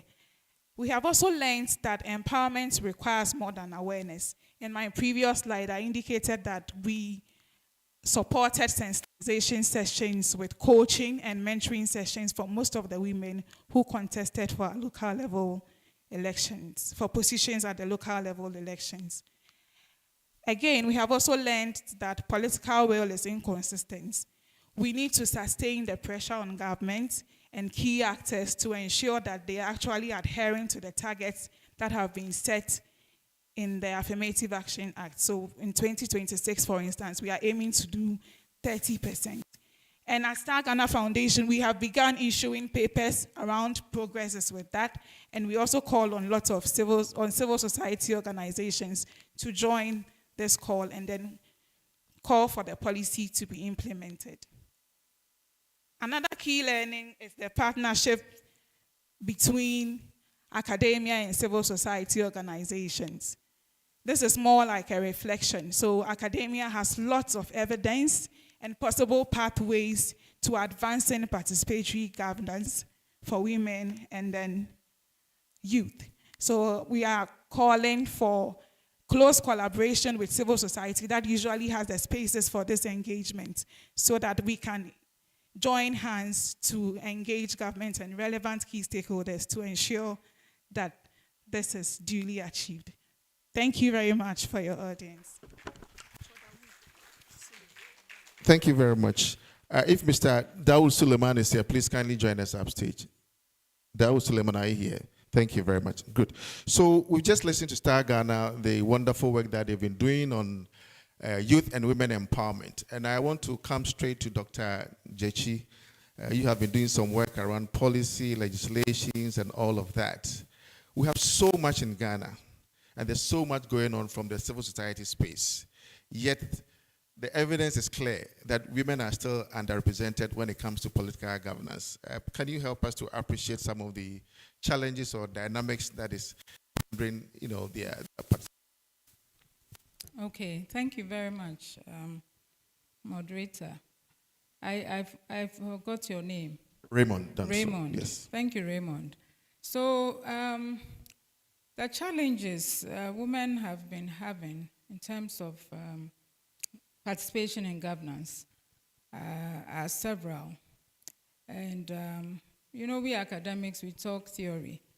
Theoretically, we know that we have political barriers, which some have called institutional or structural barriers. We also have socioeconomic barriers, and even psychological, ideological barriers to women.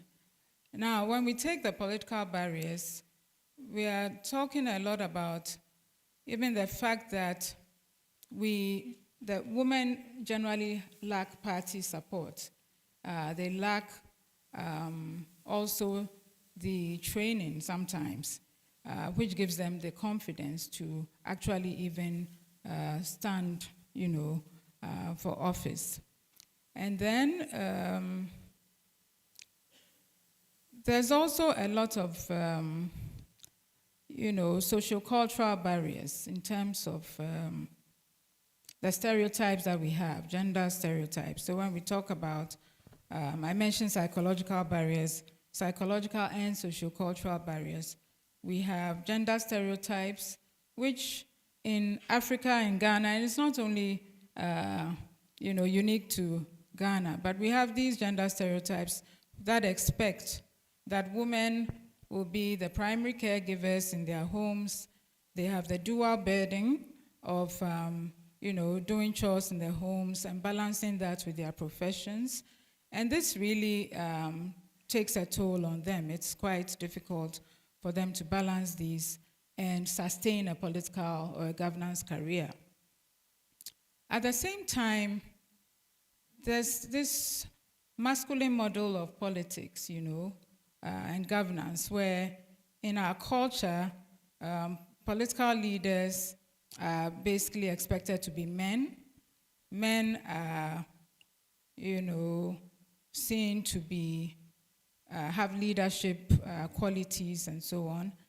And women, we need to build trust and the capacity of women so that the society will see them as important actors.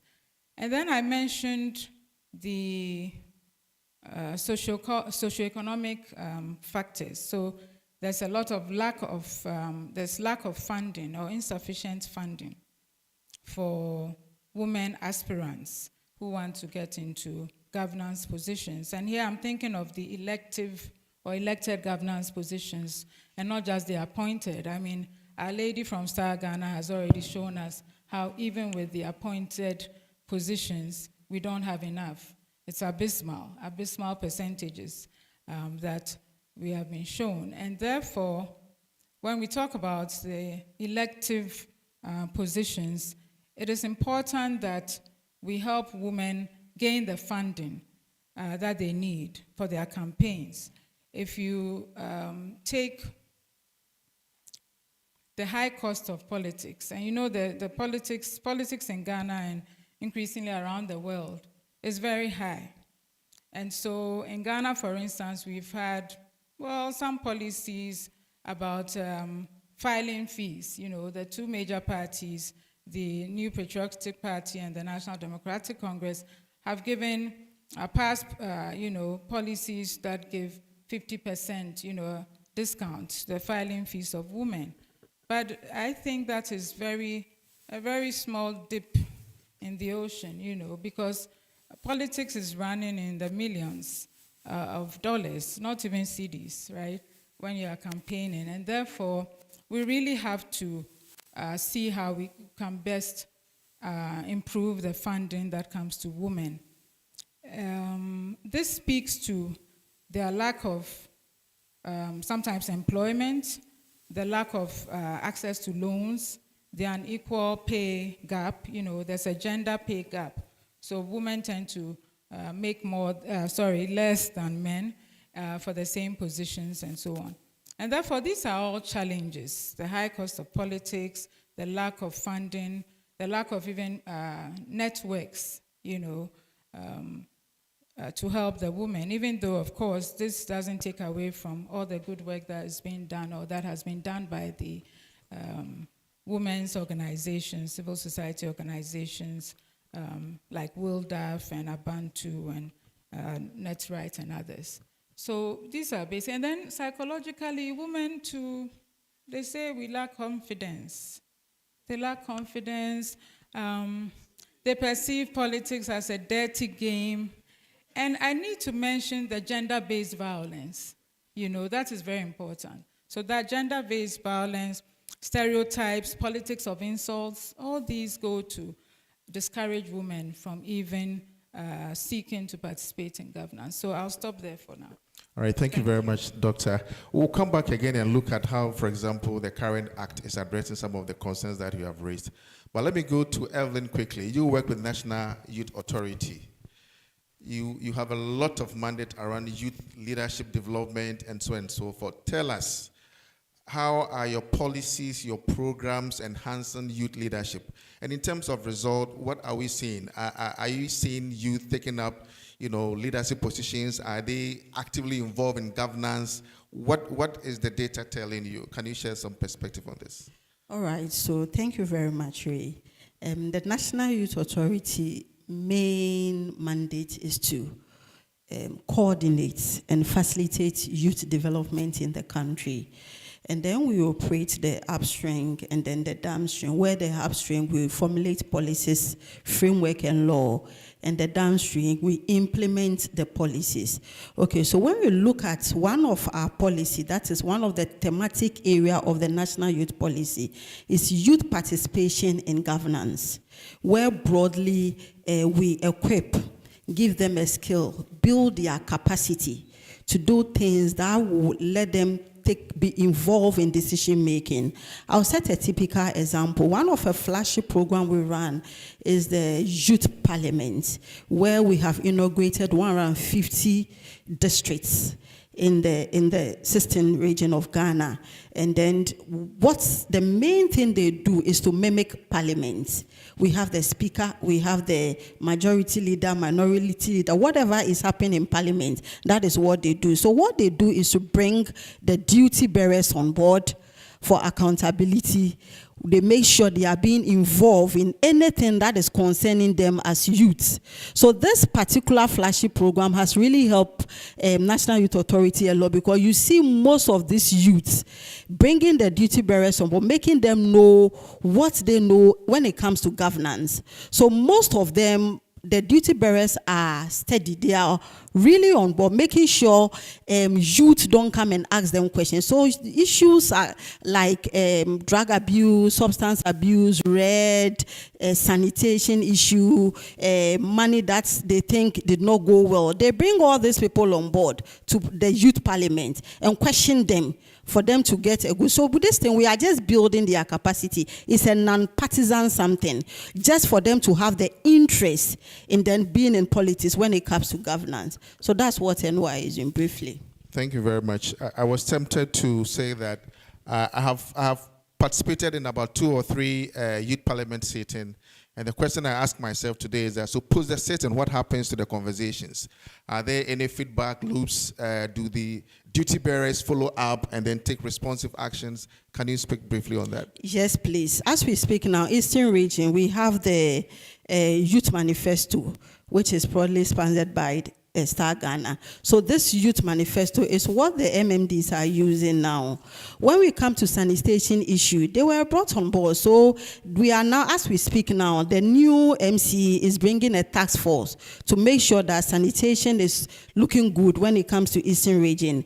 When we look at, there are so many things the youth parliament has really helped the youth to do now. So they are seen as people, when you are not ready, they'll bring you on board. So we have a lot of success story with when it comes, when you go to Upper West, for instance, free sanitary pad is going on because of youth parliament, because they spoke about the menstrual poverty, they spoke about issues concerning the youth, bringing adolescents, getting pregnant. So free sanitary pad is going on because of youth parliament. So the youth parliament is really bringing a lot of positive success story.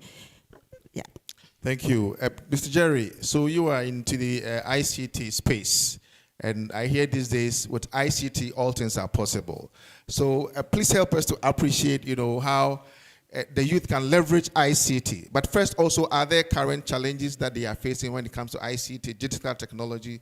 And what are some of the opportunities that are available for the youth to leverage on so they can get involved in participation?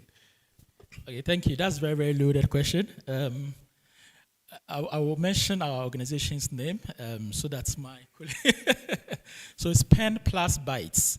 So we started off, building the capacity of journalists. So it's the Pen plus the ICT, which is the Bytes. So it's the Pen Plus Bytes.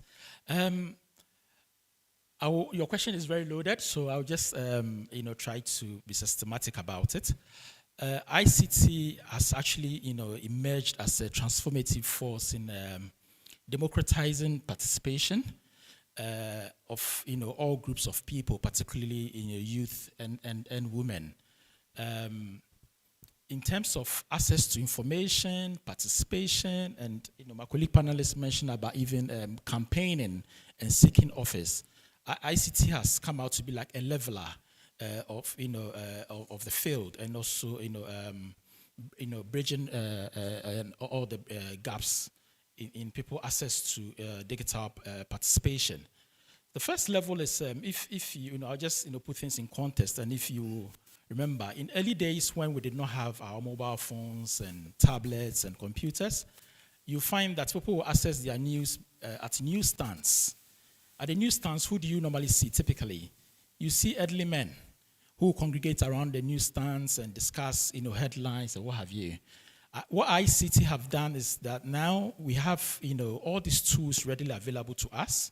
Youth and women can access information about governance, about government policies, about their own rights, and this empowers them to participate in social accountability issues, advocate for economic justice, and all the other things. This access to information also takes us to the next step, which is what COVID actually left us. So now we in terms of digital participation, ICT, has, broken the barriers. So now we have access to video conferencing tools, webinars, even virtual town hall meetings. And this has made it possible for people to participate in governance processes, regardless of where they are located geographically, even time constraints as well. And for women in particular who have household duties and chores to attend to, this is an easy way for them to participate in town hall meetings and assembly hall meetings. For youth also is a cost effect, which directly responds to your issue about challenges. So costs, also, is a key factor for people to participate. We have to pay people transportation to go to rallies and derbers. ICT, can't take away that. And the politicians are leveraging on that. In the last elections, there was a lot of campaigns on social media platforms, and it gives us opportunity to also to intervene. So when somebody tells you about their manifesto promises online, you have an opportunity to comment, to tell them, this is not it, this is how you want it, and you're able to translate your aspirations onto the manifestos or policies that are being given. And then one of the key things that it is actually helping also is online mobilization. So you remember Fix the Country movement. In Nigeria, they had NSAS, and these are platforms and tools that we can easily congregate on. We can use WhatsApp to form community groups to report on community issues, mobile apps to report on government service delivery. We deployed a platform in the rural areas where on health, and we're focusing on maternal health and HIV. And HIV mainly because of the stigmatization. And also, Ghanaians by nature, we don't like complaining. So we go to the health posts, we are more treated, we don't get the best of service, and we just say, oh, Fama Nyame, we give it to God. But then we have this digital platform that people can report just via SMS to tell us that when I went to this particular clinic, I waited the whole day and nobody attended to me. All this we are able to compile and then give it to the appropriate duty bearer to respond to these issues. One of the also other things that we are not using very much is online petitions. We have the change.org, and recently I discovered that we have a citizen app. I don't know how many of you have come across a citizen app. Anyone here or heard about it? Okay, so there's a citizen app that tells you your rights, tells you all the services that you can get from government in terms of renewal of licenses, passports, and all of that. What you think governments can do better in terms of service delivery. And all this is done through ICT platforms. And you can sit in the comfort of your home and deliver all of this feedback to government to improve services to you. Thank you, Jerry. Because we don't have time, I would have come back to you in terms of the collaboration with other government agencies and how you are deploying this, technology, knowledge, and all of that. But Dauda, so you work in Baunda District, and we understand that your work revolves around supporting women who are into social enterprises, supporting them in some economic activities, building their capacity, strengthening their economic position. Tell us how your strategies are really empowering the women and what is happening in terms of their participation in local governance at your level. Thank you, Raymond. Banda, it's a remote community. And for that matter, you can consider that as part of one of the remote districts that we have. So typically, it's a traditional, the traditional setting engulfs everything in Banda. And so women's participation, particularly in local governance, has been a very big issue. So we are fortunate to have this AVID project. And for that matter, one of our resource areas were to increase women's participation in local governance. So we had to strategize very well so that we could reach that result. So first of all, the broad strategy we adopted was to create an enabling environment where all these processes could thrive, such that we will be able to achieve the results we had set for ourselves. And so we targeted the local governance level, we targeted the traditional authority, and then the whole Banda enclave at large. So how would we get these people to appreciate the effect of the absence of women on the decision table? How do we convince these people that, yes, we should allow our women to also take up leadership positions. So we are very critical about how we are approaching the whole issue because of the setting. That is the district of the local governance minister. So if you're here, you'd have acknowledged what I was saying. And so, first of all, we look at what traditional norms, what taboos bar women from taking up leadership positions. What are the existing story about why women do not show up to take up these leadership positions? I know that currently your organization has been able to support about 3 or so women who are now local representatives, Sure. correct? Sure. Yeah, so can you just share with us briefly what really did you do specifically, and how are they doing now in terms of their engagement with the communities vis-a-vis their role in the project? Yes. Okay, so for the first time we had 6 women who contested for the local governance elections. And out of the 6 women we supported, 4 out of them were elected. And 1 among these 4 had the opportunity to become the presiding member for the Banda District Assembly. What we did was that, like I was saying, after looking at these points that created the enabling environment, we needed to build the capacity of these women. What kind of training do we take them through so that we give them that confidence they are looking for? We motivate them for whatever positions that they are going for. How do they understand the assembly system and how the structures at the assembly works, such that when they get there, they can fit into these structures and then also be able to champion issues of women. And so when we took them through this capacity building and training, the 4 that we spoke about had the nod to serve within the assembly. And they've done so well by connecting these women groups that we have in this in the Banda district to assess some opportunities at the assembly, and also to present issues of concern that are in relation with women, so that the district can uphold these issues and work on them. Thank you very much. So women representation is not just for themselves, but it opens up doors for other women as well. So thank you. Professor Jechi, maybe just a quick reflection on the Affirmative Action Act or the Equity Act. Any quick reflections on the act? Okay, thank you very much, Raymond.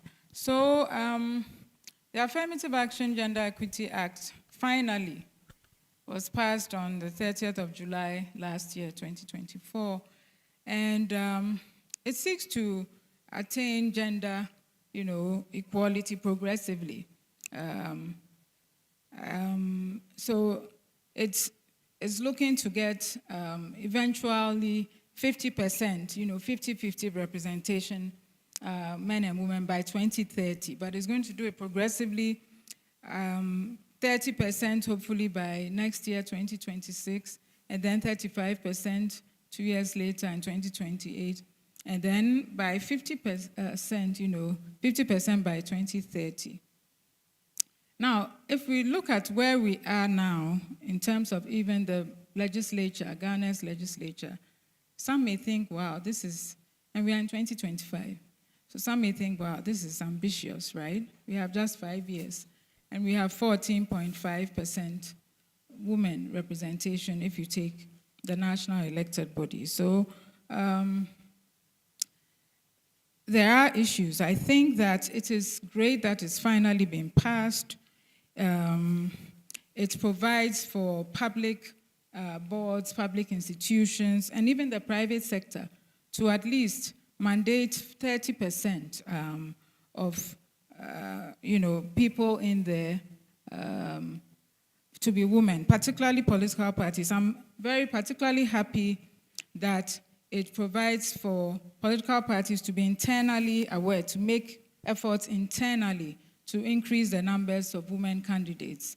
And such efforts should include, I believe, funding, that the political parties could possibly put about 20% of their funding. Elsewhere, some have state funding. In Ghana, we don't have state funding of political parties. And yet political parties, particularly the two major parties in Ghana, do get, a significant amount of resources. If they would put about at least 20% aside as a fund, special fund to help women in their quest to, gain more seats in parliament and also be represented further in ministries and agencies and boards, and even in the private sector, that would help. So I'm happy about the act in terms of the fact that it also mandates gender-responsive budgeting, okay? So ministries and agencies are to allocate specific resources to address specific gender needs. And this, of course, you mentioned earlier the socioeconomic barriers. It will help to mitigate economic barriers to women, especially in terms of campaign financing and so on. So where ministries and agencies are able to allocate resources specifically to women, gender, responsive budgeting, that is going to be great. I think the act is great, but let's see. There's also something very important. There are tax incentives for companies, private companies, yes. And then there's also a criminalization of gender-based abuse and discrimination. But what I think is very important is how the act is implemented. I know the act provides for a gender equality committee to oversee the implementation and to track the progress.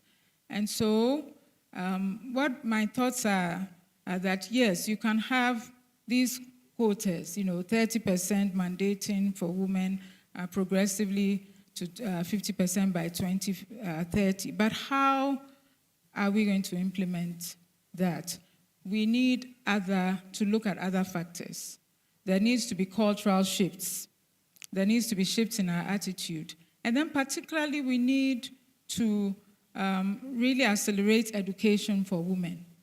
Okay, so education for women, and then put into place specific policies to enhance parental leave for women, to look at childcare support, support for women, and even the times that women have to work. If you take parliamentarians, for instance, sometimes they are there till, 2 a.m., 1 a.m., so if when there's something to be passed, a bill to be looked at. So how do you do that? If there's a working mother, a nursing mother, how does she navigate that? And so I think it's very, very important that we have this act. It is a great step. It's a historic legislative milestone, okay? But the act lacks direct provisions for women in terms of specific credit schemes, etc. And then I believe that we also need to engage the community. We need to do public education of the act. There are some people in Ghana who do not know that the act has been passed, and they don't even understand what it is about. You understand, and what it's going to do. So I think that civil society organizations have to step it up. Star Ghana is doing that. Sejensa, of which I'm an affiliate, is doing that, doing research, advocacy, mentoring, training programs for women. But we need to step the education up in all our communities, in the rural areas as well, because our politics and so on do not end in Accra or in the capital city. Thank you. Thank you very much. So, Jerry, just quickly help us with respect to ICT. Are there issues around legislation, ethical issues that would enable the youth really to take advantage of ICT? Is it a question of the fact that ICT is available, youth must be self-motivated to buy into it and get engaged, or it's about having legislations that will also motivate the system, to put it, so we can get youth really engaged? Thank you, Raymond. I think you almost answered it yourself. So in Ghana, I don't think there are that much barriers beyond cost of data, which currently at SO444, it's not gone to the level that we want, though. But I mean, the cost of data, has been dropped a little bit. Mobile penetration, as my last check, is very high. I think 2024 we have passed 100% mobile penetration across the country. So all the things are there. I don't think there's any legislation inhibiting us in accessing digital tools. We have the disinformation bill at the moment going on. I haven't had a chance to study it well, but from what I hear from the minister is that it's not going to infringe on freedom of participation or expression. So the tools are available. What we need is the motivation to use it, especially in the governance level. We haven't really leveraged on mobile that much, and one of the things that my organization is doing now is to go mobile first, so that we do appropriate technology, leveraging on mobile, since most people, is their first tool. When you wake up in the morning, the first thing you look at, for most of us, is pick up your phone. Either check your calendar, check your itinerary for the day, or go to your WhatsApp status. News is being delivered through WhatsApp channels at the moment. So mobile is the way to go. And but the other thing also is the digital literacy, which is also lacking, and media information literacy. In terms of this day and age of misinformation and disinformation, how do we uphold information integrity so that all the things that we assess on these digital tools and digital platforms, we know they are credible, we know we can use them, we know we can use it to participate in governance processes. So there are no laws that really infringe or puts barriers in our use, but it's left to us to innovate. Prof mentioned about parliamentarians staying 2 p.m. sometimes, which is the reality. How do we get government to even do a national digital governance platform that integrates governance structures, governance policies to the youth participating in those or making it accessible for people to use? And in that instance, people can vote. Parliaments can have their localized bit on the platform that they can vote on issues. Citizens can vote on budgets, citizens' budgets. We can crowdsource for participative budgeting. Even use the same platforms to raise funds, microfinancing for women participation or seeking office. We have, in Brazil, for instance, they have volunteer management platforms that you can actually tap in and get volunteers to help you in your campaign processes. Of course, we can leverage on social media, as the youth did and face the country now, to do advocacy, to campaign, and that will reduce costs even in campaigning for positions by women as well. Thank you. Thank you very much. Let me just take 2-3 questions from the audience, and then we can wrap the session. Please help me send a microphone to. Okay, I'll take one from here. I want a lady. I'll take the lady over there. And then you right in the middle. Yes. Thank you very much. My name is Dominic Napare, a member of parliament for Sene East in the Bono East region. I'm here at the instance of the local government committee in parliament. My quick intervention is to our CSOs and other civil society that promote and champion the fight for women inclusion in political activities. To say that they should target their advocacy through the seasons, through the political seasons. What we often see is that when we are going to the main elections, these are some elections, they are all over encouraging women to participate. But political seasons are not only during elections. He just highlighted the number of women who are appointed. So during the appointing seasons, you see them going to sleep. Because the difficult ones is the elective ones where they go and campaign among their female counterparts. But when that is off, the rest is advocacy and sensitizing them on the appointing positions, which is very, very easy. Some of us coming from the background of civic education, then metamorphosing into politics, we keep encouraging our women to actually take the advantage. I remember after the elections, this current government wanted, during the appointment of MMDCs, they wanted certain women to just register and apply that I'm part of the those that are selected at the constituency level through to the regional level, then to national, so that they will virtually say handpick them.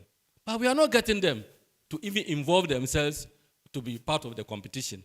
I remember in some constituencies, they sideline all the males that applied through the through the levels, constituency, regional to national, and sideline all of them, and then try to appoint a female just to meet the 30% target we're going to ourselves. So what I'm just saying is that our civil society organizations should target the citizens properly, so that after the elections, when it comes to appointing positions, they should still go back there and encourage them. In my constituency, for example, there's a lady we tried to push to become an assembly a woman. Just for one term, she opted out that she was not going to go again. All attempt to encourage her to go, well, wouldn't wash. Then when it got to appointing MMDCs, we specifically pick a phone and called. Try and then just add your name to those who will be selected at the constituency level to the regional level. And she declined. You see? But she's a professional teacher and an education officer. So I'm just saying that we should target our advocacy to the citizens, political citizens, because we want them into political positions. So the political citizens, we don't target them, and then we leave them so that they don't get the opportunity of being appointed or into the positions. Thank you very much. That's my submission. Thank you very much. That's a very good submission. I won't attempt to answer that question, but I've taken note of it. But I also do know that the only time politicians are available is during election. Immediately after elections, our politicians are not available. But that is a very good comment. I've seen a hand behind. Maybe I'll give you a chance to just speak briefly, and then we can take the other questions. Please pass the microphone on.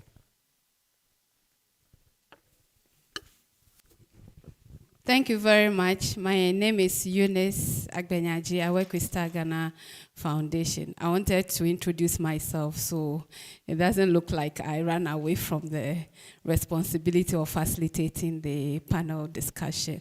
I am here. So I think two things I want to say. The first one builds on what the Honorable Member of Parliament has said. We do know that the political parties are the sure pathways to increasing women's political participation.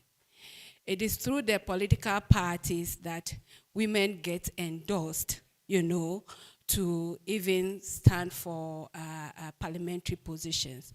It is through the political parties that women get, nominated, appointed to all levels, from the national to the district or even the councils.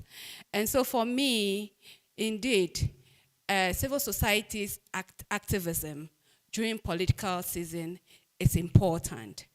But I think that in addition to that, engaging the political parties, it's so important, and it doesn't have to be tied to any season, because they are they serve as a mechanism for promoting participation, and where we have political parties understanding and committing to gender equality goals, it shouldn't be difficult for women in the political parties who want to stand elections to be supported to do so, or even to be nominated. So I think that working with political parties as one of, our a target, it's very important, and it's not only relevant for civil society's work, it's relevant for academia, targeting political parties to share evidence so it can shape how they are organized as institutions. I think the second is that we know the Affirmative Action Act, the target is being pushed to 2034 for some reason. Parliament introduced that after the enactment. So it's to 2034, 2029 to 2034 that the parity will be achieved. But we do also know that The Affirmative Action Act does not guarantee, for example, that the political parties would meet the quotas in even the submission of lists to the EC. We know, we've seen examples from Senegal, Rwanda, etc. They have introduced specific quotas in constitutions. And I think that as we have opportunity to work with government on the review of Ghana's constitution, we need to see the entry point to achieve constitutional quotas for women's participation. And that's what I want to add. I've seen the moderator come up, so I can't go any further. Thank you very much.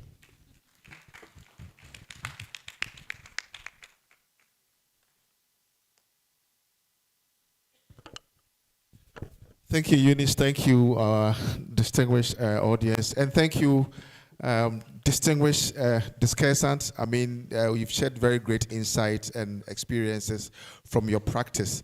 I know that if we had more time, we would have delved more into some of the opportunities and resources that we can make available to really enhance women's participation. So thank you very much, and I hope that we'll continue to engage. This is just a starting off as far as, you know, empowerment of youth and women are concerned. We need to have them in the democratic space. We need to ensure that the space is safe and the space is also inclusive and quite representative.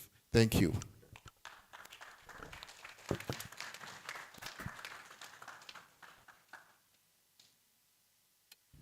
You may, you can pose for a picture. And just to say that I am sad to be the one to end the nice conversation. I didn't mean to do that. But I can feel the weight of hungry stomachs behind me. So I needed to step up and, you know, truncate the conversation. Thank you. Let's applaud them once again.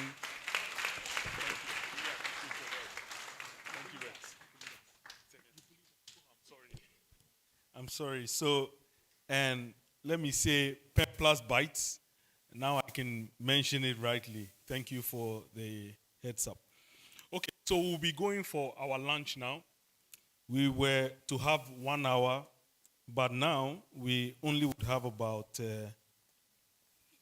25 minutes. Okay, yeah. So this is what we're going to do. For whatever you do today and tomorrow, just taste jollof, okay? On the last day, I'll come and tell you why. Okay, so whatever you do, just taste some jollof. And then on Friday, I'll come in. We'll do an evaluation. I'll tell you why I asked you to do that. It's iced, isn't it, Prof? Yes, iced. So we'll do some evaluation in that regard. Thank you very much for staying with us. The afternoon session would be moderated by Mr. Steve Ogutu. If you are here, Steve. Okay, please come. So Steve will be moderating the afternoon session. It's been a wonderful delight taking you through this morning session, and I wish that you have a pleasant lunch of just 25 minutes. Just 25 minutes, okay? So you can get back. So don't load your plate too much so you will not doze off.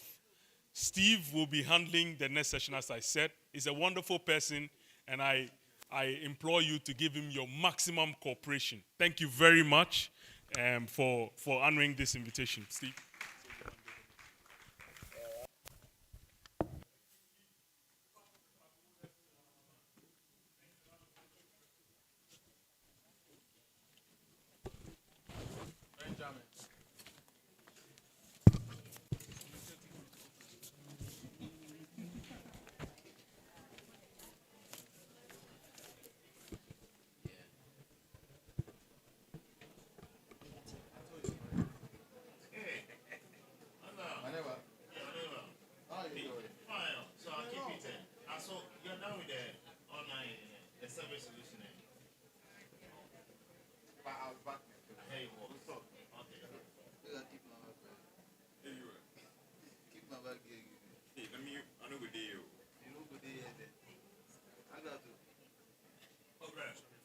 Bolero, if you can give me, I left for also. Nobody will stand up. Oh, I guess I'm fire before that. See? I guess I'm fire for the back there. I mean, so you say you want heat? I'm not get. So you want heat up? Oh, some fire in there.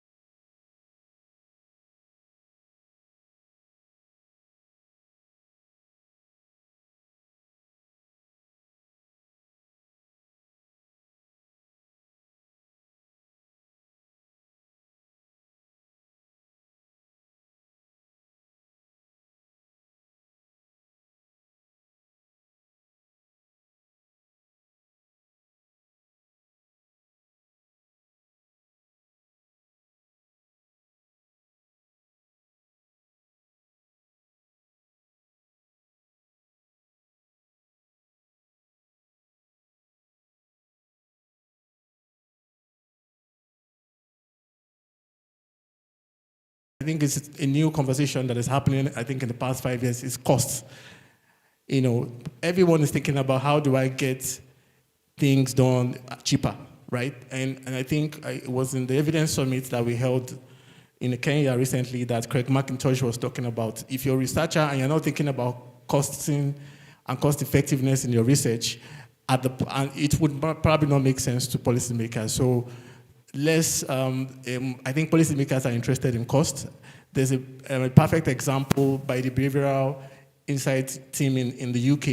They told the government, we are researchers, we would reduce costs for you in 2 years if you don't lock down the department. I think researchers should be more challenged to think about cost. And I think cost-effective evidence is much more tenable in our time, especially with the advent of technology. The third one, which I think I'll wrap up here, is one reason why evidence is not taken seriously sometimes is because, like I said, there are contesting opinions, but how do we ensure that the government is able to know the first layer of cascading? So which of the problems should I solve first? If I solve education, does it help me to solve health issues? We must begin to think about this sort of stepwise approach to evidence making. And I think prioritization, thinking about how best to allocate resources is something that we must take into consideration for policy to be taken evidence to be taken seriously. Thanks. Thank you for that submission. Before I bring in Isaac, I want to ask Emily, because I know you, drawing on your role at Nigeria's National Assembly and your experience advising on committees on gender inclusion, all those kind of things, what would be your reaction to that, to the question that I've just asked Abiola from like a gender standpoint? Because I know the previous panel we talked about it, but I'd like for you to share your insights there. Thank you very much once again. Like I said, I'm a researcher, but I'm going to be speaking more from my experience. I'll give an example. Yesterday, I went to meet a senator at the National Assembly, and I've booked time to present something that the senator is supposed to sponsor, a bill. We've had several meetings. I spent the whole day waiting to see the senator. At the time I was able to see her, she gave me 5 minutes to say all that I needed to say. And that is something that we have not understood. The academians, the researchers, and the policy makers, there's something that we need to understand. We have not understood them. They were voted in, they were elected. You are doing your research.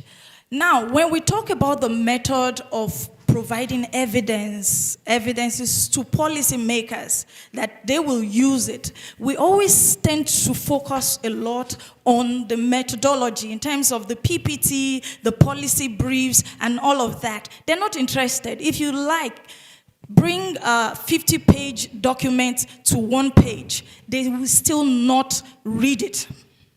Even if you read it to them, they will still forget. That's the reality. Now, you also cannot blame them because maybe like my colleague was saying, the poverty issues in the country, they have so much. Now, you would also have to understand, before this time, I would never understand where they are speaking from. 2 weeks ago, I went to another honorable's house. I couldn't see her, because she was from one meeting in her house. She has 2 rooms. From one meeting, she comes out of this room, she enters another. The whole village people are in her house. Now, these are realities. They have to also attend to this. The minister was here. Now, the time that he spent here, if we needed to reach him, we should have presented something that we needed him to hear. When he says, bring the policy briefs, by the time you take it there, he puts it on the table, there's nothing that is going to be done. We need to understand that. So how do we close this gap in reality? We need to work with them. Now, you will tell me it's difficult to get to work with them. That's also another reality. Researchers may not even have the access to the politicians. That's what we face. But then we need to craft out some sort of framework. Then we need to understand, are you an evidence producer? Yes. Are you a knowledge broker that has access to the policy maker? Yes. Let's identify ourselves. And then we have the policy makers. If you are producing the evidence you don't have access to, they identify an institution or an individual who is a knowledge broker that has access to these people. Now, before we even start to produce the research or go to the field, a parliamentarian that has just been elected, he knows the situation of the country. He knows the problems. He knows the challenges. But that's not what he's targeting. That's not where he's facing. You as a researcher, how many of us actually communicate with them? We want to carry out this research. How many of us bring them on board? These are the things we want to do. This is the research we want to do. This is how it's going to benefit you. Now you will tell me we try to co-create. Yes, co-creation is also part of it. We do that, but then it still doesn't work, because when you go to a ministry and you say, okay, we want to carry out this sort of research, we want to work with your ministry, they give you a junior officer to work with. And junior officer has no say when it comes to political issues. These are realities of things that, because the junior officer is just there and also just reporting. And then when it's time to disseminate findings, we call them, we present it to them. As you are presenting, they're on the phones, they're not hearing you. That I'm just trying to present the realities. They are not hearing you. As he's there are so many people calling in. He's not even listening, but he's seated there. So how do we actually now close this gap? That is what we should be talking about. That's what I want every one of us to be talking about. How do we close this gap?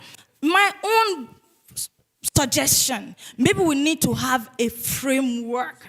A framework that works, a framework that they all have input into. Because in the end, we do a lot of research. We do a lot of, and it doesn't get to them. Even when it gets to them, it's on their table, they are not attended to it. How do we make sure that our research they have input in our research? We're able to work with them throughout the research, and we're able to work with them to make sure that they actually accept, even if it's just one finding. Okay, but it has to be linked, it has to be connected to the problems that they have come to solve, not your problems. Not the problems that you have identified. Because as they have come, they also have their problems. They have things that they want to do. They want to come back for a second term. That's not something you also need to understand. For example, in Nigeria, they've done 2 years now. 2027 is coming. They are done. They are done for implementation. All that is in their mind is 2027. So if you call them for any meeting right now, they're not coming. Even if they come, they're not listening to you. That's the reality. So as we sit here, I don't know, the research bodies, we need to come together and actually just figure out, maybe work with them, relate with them, ask them, how best can we be able to, the findings, the evidence that we're producing, how best can we? If we cannot, then we need to look for other ways to make sure we get this information to them. Sorry, thank you. No, we can feel your passion, so it's actually fine. Let me come to you, Isaac. Even just talking about, reflecting on what Emily has said about trying to close the gap, and just drawing also on your experiences of doing evaluation and being able to see different types of evidence gain traction and what gets sidelined. So from your own experiences, what types of evidence tend to gain traction with policymakers, and what kinds are typically sidelined, and why do you think that happens? Thank you very much. Yeah, so it's a great question. So we know that normally politicians have their own, when they come to power, they come with, like in Ghana, they come with their own manifesto. If you don't deliver based on the manifesto, people hold you. So you come, like in Ghana today, 24-hour economy, no free stress policy, and a whole lot of things they come up with. They want to deliver that. And so normally, any evidence that you bring should be in line with what they have presented, because that's what they think at the end of their tenure of office, they want to account to the citizenry. And so any research that is not in line with what they are thinking about, they are going to sideline you. For instance, the institution that funded 2 of the projects we are doing with Ministry of Energy is DIWA, Development Impact West Africa. DIWA presented the findings on education to the Ministry of Education. The minister was happy, he listened to them and everything. Then he realized that no, there is something untoward in the findings about the free SHS policy and its delivery and all that. Now, when they call them, they are not even responding. What does that mean? They don't want to implement the findings that were presented to them. And so, that is, politicians want to, because they think they have a mandate, they want you to tell them what is in line with what they are holding. Then they are willing to deliver. But for me, where I sit, I believe that evidence is not necessarily the fact that it should be research. Not necessarily. It's about data. So it shouldn't necessarily be about research. We are not saying they should go and conduct research, we give it to politicians and they use. No. In terms of evidence, we are saying that before politicians or policymakers make any necessary decision, they should consult the data. And that's what the West are doing. Like from 2 years now, you see UK, like the past 3-4 years, a lot of people travel to UK, nurses and all that. What did they do? They look at their data, look at the number of people who have died. How many in the next 2-3 years, this number of people will be aged. We will need this number of hospitals. We need this number of doctors, healthcare agents. So let's recruit a lot of people to meet these people. And it's based on data. And so that's what we are saying. Politicians shouldn't just sit down and say, okay, it's free SHS, so let's do. No. Let's get the data. Speak to the data. For instance, sometimes I wonder, Ghana, we cannot feed ourselves because we have to import a lot of food. But how do we deal with it? I believe it's data. How much are we able to raise as at now? How much food crops are we able to produce? We know, have the data. Now, how much do we import? We have the data. So in the whole year, how much are we able to produce? We have the data. So we project next year, maybe if population is going to grow by maybe 1% or something, how much food in total do we need? Then we look at the country. This is how much we can produce. These are the things we should do to be able to match up the data we have. That is what we are saying. So policymakers should focus on making decisions based on data. When they focus on using data to make decisions, then we'll be able to catch up with the West. Countries like Denmark, whatever they are going to do, they will consult administrative data. What is it? Where do we want to go to? Where are we now? What does the data say? And which gaps are we able to fill? Then we are able to make decisions that will be able to help us achieve our long-term goals. If we don't speak to data and we feel, okay, this 24-hour economy we do, free SHS we do, this that we do, one district, we just do. And then at the end of the day, there's nothing. We are not speaking to data. Then we may not even really know what we are doing, and it may not yield anything much as we go forward.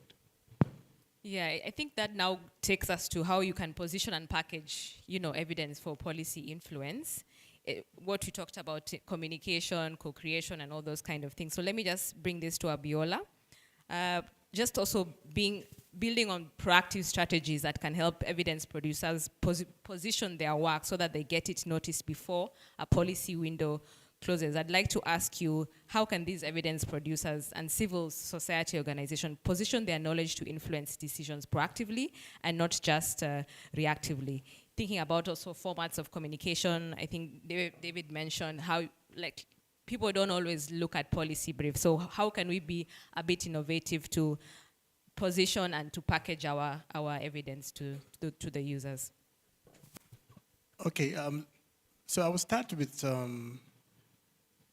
maybe, so when we talk about adoption, so I've worked a bit in technology adoption, and what we are saying is how do politicians, how do you want them to adopt evidence? And I think one thing that we've realized, especially when you're introducing new technology, is that it has to be within the existing habits of potential beneficiary of what you're producing. And so meaning that, can we integrate evidence into something that the policymaker already kind of used to? And we're having interesting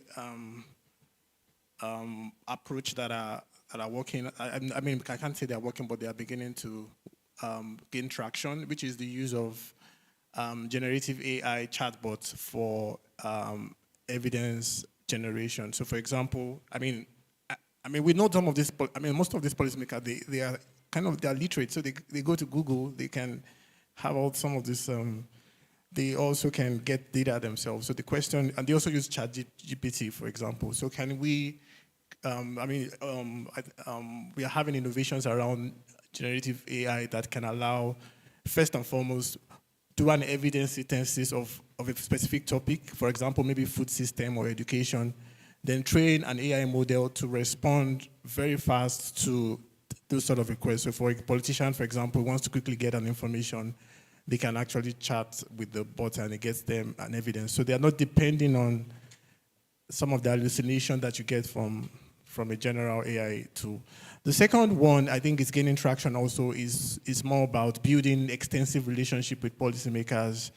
I know it's not that easy, but one approach is to embed a particular evidence-driven person within a ministry, and then allow that person to integrate and build relationship and build capacity, of evidence, of policymakers. I know this might, I think it's working in some, it's shown that it's working in some certain sectors and some countries as well.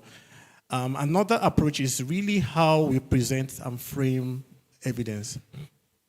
I think it was Professor David or Mike that presented earlier, and that really speaks to how we present evidence. So I think evidence should be framed as what if, not just this is it. So you have scenarios, you have clauses, you have options. Like you're telling a policymaker, just like what I said earlier, if you take this approach, the last presentation was about if you have farmers, sharing their lands, or you have the other traditional approach. These are the kind of instances that you have. And this has also, we've seen over the years that one of the most successful approach to evidence use is dashboards. And one thing that dashboards help to do is it can help you paint different scenarios, give you a very important cues, important framing as to what is most important. It also pushes you as the researcher to think about what is most critical, and then you put that on the dashboard. And so what I'm saying, in other words, is that when we present to policymakers, we can begin to think of different scenarios. If you do approach A, this is what you get. It's really built under this idea of agent-based modeling, system thinking, system dynamics, where you're having different ways of presenting information. You're also thinking about timing. So system dynamics, for example, allows you to create models that think ahead of time. So if this happens in 2025, 2026, this is what you get. So a policymaker, when it goes to the dashboard, for example, the model already kind of thought through what can happen in 2026 and then can predict. I learned that there are some models that are as expensive as 100 million USD because somebody thought through all of the process and built a model around that. So we have to look to technology, predictive models, to be able to help, and building relationship with policymakers. I think this sort of systems are working at the moment. Yeah. Yeah, I mean, Emily, I think you'll have something to chime in there. If you look at how effective communication definitely plays a role, but sometimes it's not always the case. So, from your perspective.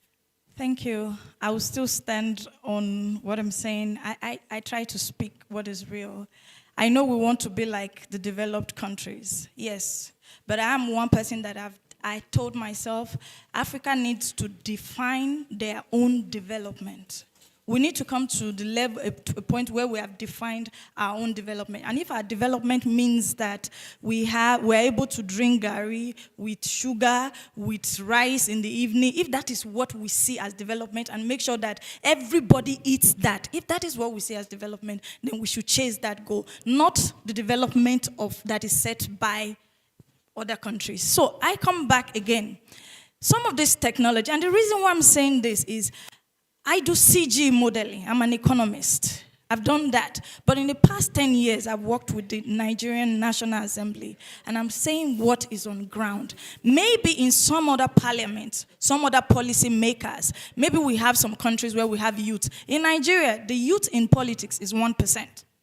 So the technology my colleagues are talking about, I don't know who is going to use those technologies in designing policies. I don't know. But the people that I know are in parliament, this technology that we're talking about, they are not there yet.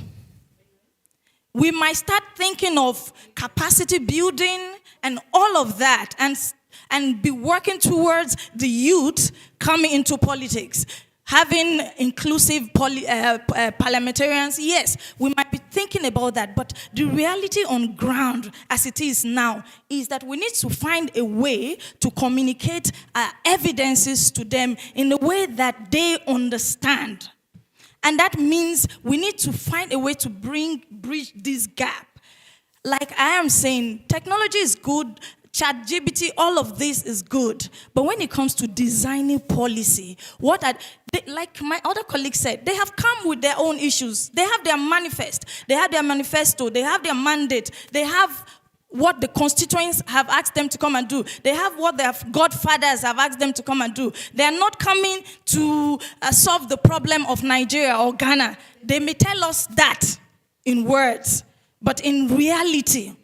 So how do we key into this? How do we make sure that they actually get whatever we have produced, the evidence that we have produced, it gets to them? For me, I am thinking, I don't know, it might not work anyways. We need to have a framework so that as they are coming into the office, for example, I think Ghana, the next regime is 2029, I'm not sure. 2029, Nigeria is 2027. Okay, yes, but I know it usually comes after Nigeria's own, so ours is 2027. Now, how do the new elected members, what can we do to make sure that we connect to them? Because as they're coming in, they have their manifesto. We are doing our own research. How do shouldn't we be thinking of a framework that can work where they are able to channel in the problems? Like you said, they have their manifesto. What are the things? What do they want to achieve? How can we also help them in achieving that through evidence-based research? We have the academians, people in the academic world doing research for publications. That is there. We're not stopping that. But if we want to target policy development, the one that goes into policy design, we should be thinking, okay, as they are coming in, how do we work with them to make sure that we connect? They have problems. They have issues they want to deal with. How do we work with them to make sure that what we are doing is what they want us to do? How can we help them to help the nation? That is my question to everybody. Okay. I want Isaac as well to give his perspective before we open it up for questions, and then final call. Yeah, so for me, basically, I think most of the politicians in our part of the world, civil societies and all that, should be able to help the politicians. And another thing I am thinking about carefully is that although in Ghana all the ministries have research departments, but what type of information do they even carry to the policymakers? I read, I have not been to China to find out, but I read that in China, they normally pair institutions with schools, so that we know this institution, if you want, they co-create knowledge that way. And that is what I think we can also do. So every ministry or something should have some researchers from some institutions helping them directly. And I think that if even it's better, they can also even do, as part of evidence, you can do panel discussion, where what we call the Delphi method. You bring a lot of experts, and then you allow them, okay, do you think, okay, the education problem in Ghana, all 5 experts, what do you think? All of you come up with your solution. Then all the experts will come up with their solution, and whatever they will say, we'll continue to narrow. So we bring this first person solution. Let us all evaluate. we discuss. If people begin to see weaknesses with it, we drop it. We bring this one's own. We evaluate and we continue to discuss it until we firm up one. And then the policymakers can take it up as the Delphi method. They can do that. So maybe before they write the budget, before they bring up the sectorial budget from Ghana, I think that can be done. So the directors can pick it up and then get the experts. I don't think that will take so long a time for us to be able to come up with very good knowledge, and then we push it. Of course, they can come up with the areas that they want to focus on. Okay, maybe this year we want to focus on maybe just the 24-hour economy policy, the 24-hour economy issue. So what can be done? We get all the experts. Transportation, what are the issues? We bring the experts, we analyze that. When we do that, we are still using evidence. It is still data. It's still expert knowledge.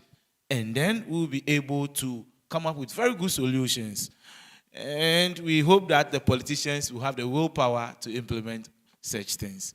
If they do so, I think it will make Africa a very good place for all of us. Yeah, absolutely. So I want to open it up to questions. Okay. I need a mic rover, but we can start with...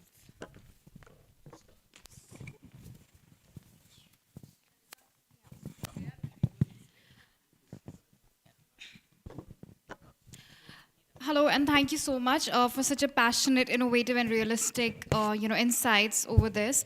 I just have a very quick question to ask you. So there's one thing about use of evidence that we say, and there's completely different thing about the impact of it. And I do understand that, yes, evidence makes our life easier, it makes our learning and action easier, but also synthesis does make evidence easier. And I hear your point that policymakers, they don't have this time. So what do you think could be the role of evidence intermediaries here, and how in Ghana and Nigeria are you using them, or probably have strategies to use them better to actually see the impact of the evidence? Okay. Let's take the other question, then we can do this round. Okay. Mine is just a simple contribution. I think that one key thing researchers, data analysts can do is data visualization using geography, simple maps to present the research works. You listen to the policies in the past, for example, Agenda 111, hospitals. Just a simple map of Ghana showing the districts that have maps or hospitals. And then if you come to the 24-hour market economy, just a simple map showing the districts that already have more than ones. KJT, there is one in Kotokraba. So with these things, already the politicians knows that these ones are off the distance. So that it narrows down the decision making. So I think that using the geography of all the research in terms of visualization is very key. I just want to give a brief example. Before coming to ESA to do my research, I was a planner. And then fortunately, the budget officer wasn't around. So I stood in. My directors were not there. They delegated me to go and present the budget to the parliamentarians. When I went, as part of the work, I just did a map of Ghana, showing the districts that have planners and those that do not have planners. Some of the officials from the ministry were resisting that, oh, when you are presenting budgets, you don't present maps. And I said, no, I'm a planner. There's the simple way to communicate. I did that, and fortunately, the ministry and the parliamentarians gave us the clearance. But consistently in the past, it's just letters and PowerPoints and all that. So I think that using these data visualizations, just simple maps, can really help us push our agenda forward. Thank you. Let's take this, since his was a contribution, the one at the back. Then we can take that set of questions. Thank you very much. My name is Eminan from Associates for Change. The discussion has been insightful, but then a key thing is missing. What about those we collect the evidence from? If the politicians are not willing to implement the evidence, have we taken it to the grassroots level for them to implement it with their own resource? We need to think about that component as well, and always not talk about politicians. That's what I want to add. Thank you. Okay, we can start with you, Isaac.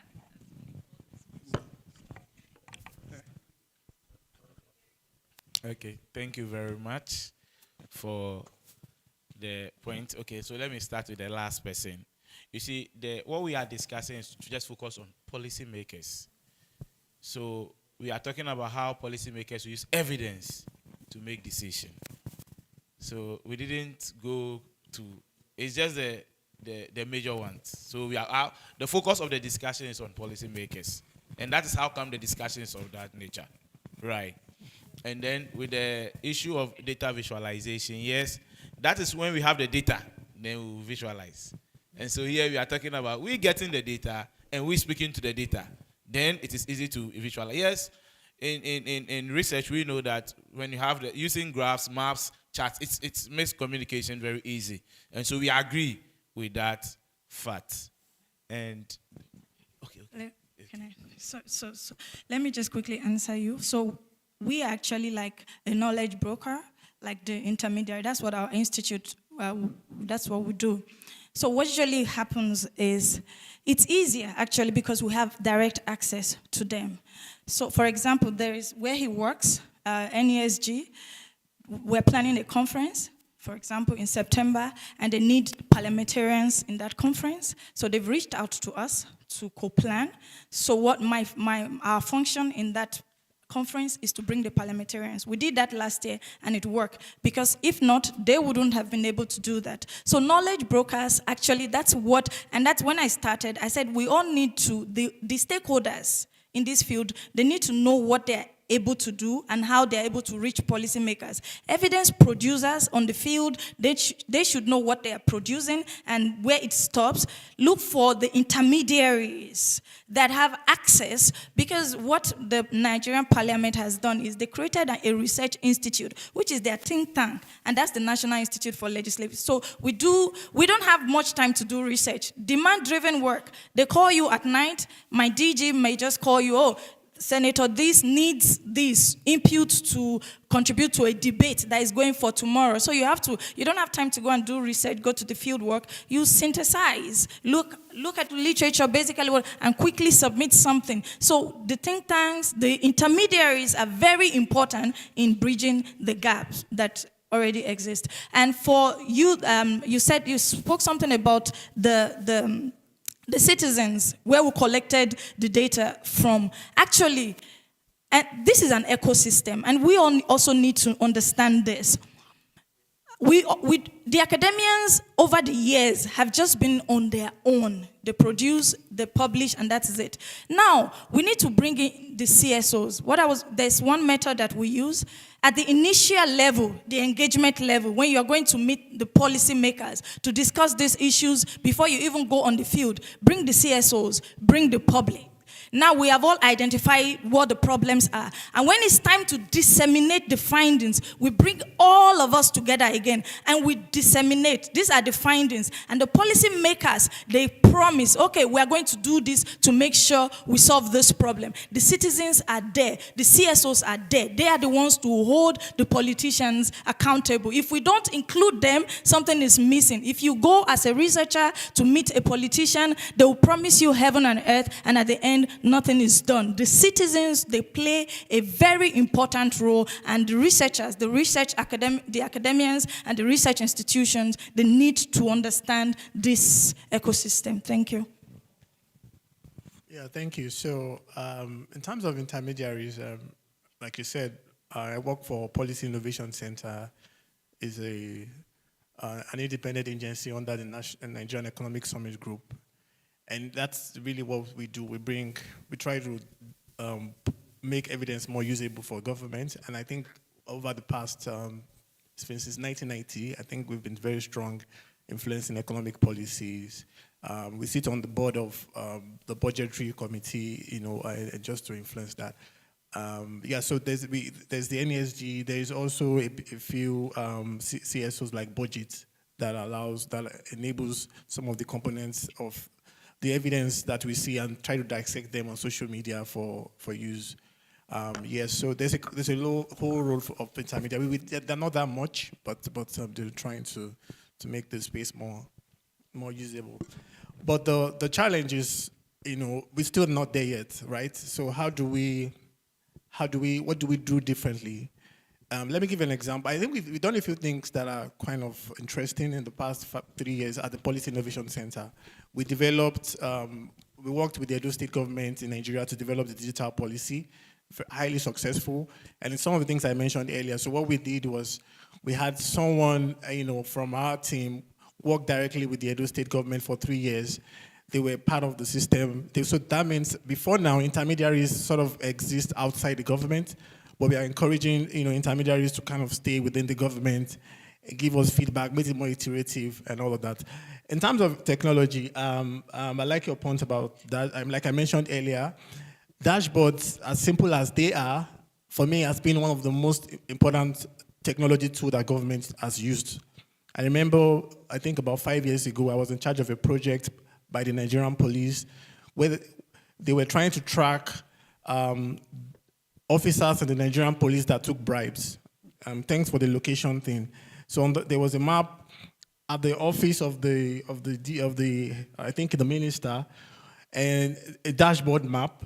So if anybody reports bribery, it could track it at the office. And even after the project finished, the government was still interested, making it more appealing, bribery and all of that. And also, some point about the role of technology and AI. I think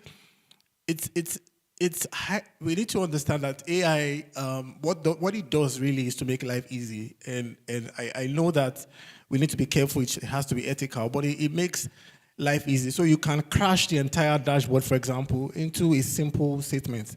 So you see a dashboard, and then maybe have like a chatbot underneath the dashboard, and then you're asking questions. That's amazing what you can get from AI.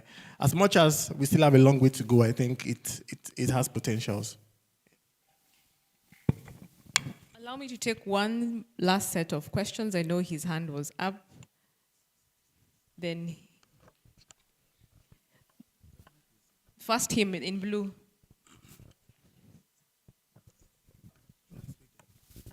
Hello. So let me finish with it then. It goes to him. My name is Victor from Ghana Statistical Service. Yes, we all know that development is hinged on data and evidence, not emotions and politics. But Ghana has done something good, which I want to highlight with our engagement with members of parliament.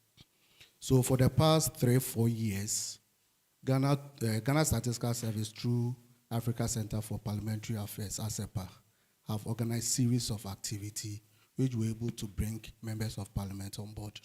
We have the policy fair, which we have organized it twice, and it was held at the basement of parliament. We had all the members of parliament going through, and some of them visited our stand to know what we do to support our district officers in terms of building strong administrative data system. Some of them supported their district officers for us to even come out with a constituency profile. This year, we were able to launch 8 of the constituency profiles based on the interest of the members of parliament. We also have opportunity to meet 3 subcommittees in parliament, and it was a great opportunity. We met an education subcommittee, poverty reduction strategy committee, and that of local government. All these committees were able to take them through poverty index, that's multidimensional poverty, where they were able to know, based on their district or constituency, the contributing factors of poverty in their constituency. We have developed reports for each of the districts. Members of parliament were interested, and we gave them fact sheets.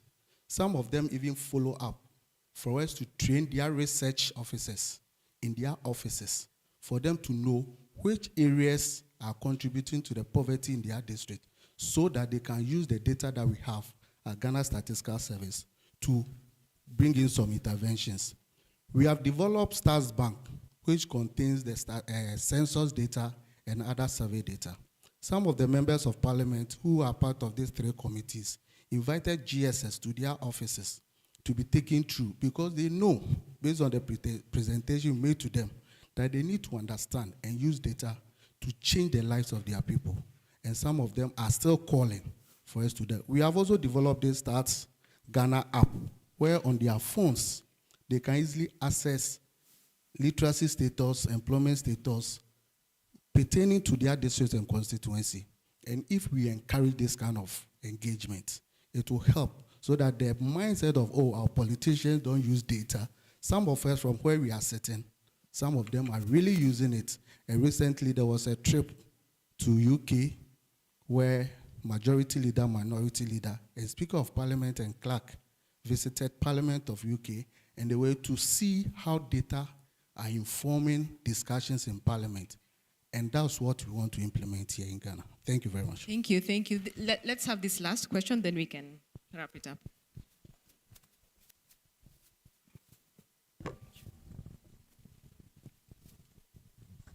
Just make it brief if you don't mind.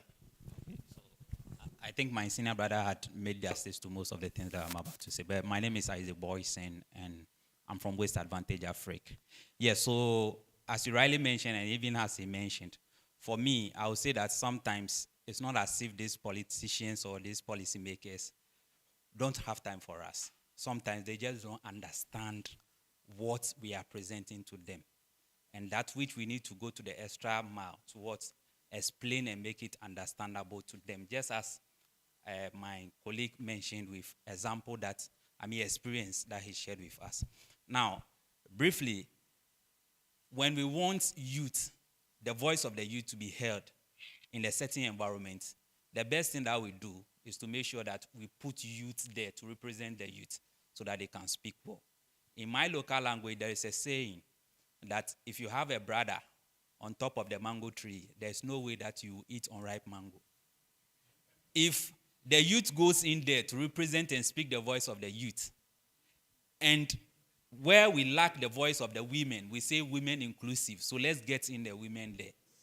And we are here, we are complaining that researchers are not giving attention to. What do? We are talking about data. Let's give ourselves a plan. Let's try and then put these policy makers, researchers, into the hands of affairs. Let them also have an experience being in the political space. That is where they will make their colleagues understand. And they will surely make sure that being at the top will not eat the ripe mango. When we push the policies, they will understand what we have gone through at the background or the grassroots to come out with such policy. And they will give it the needed attention. Thank you. Thank you. Thank you so much. So I want them in less than 1 minute. Final call. I know there's so much passion here. We can start with you, Emily. No, thank you for the opportunity, actually. Like we all said, I think we just need to do more. I agree with what my brother said there. We need to do more, find a way to reach them.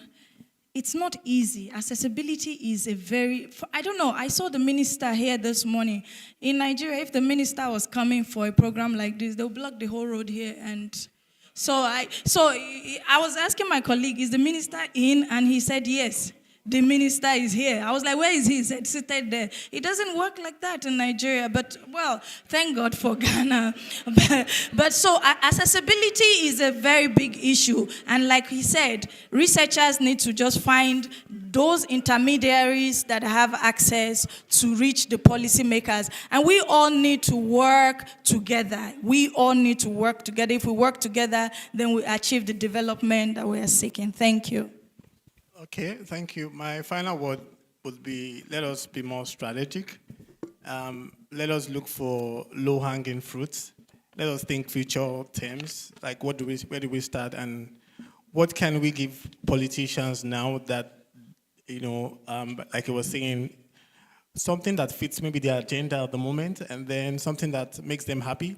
One thing I realize, especially moving Western researchers, is once there is an election period, they begin to chunk out a lot of research, and they are very daunting, like very bold about this person would win this election, the other person would not.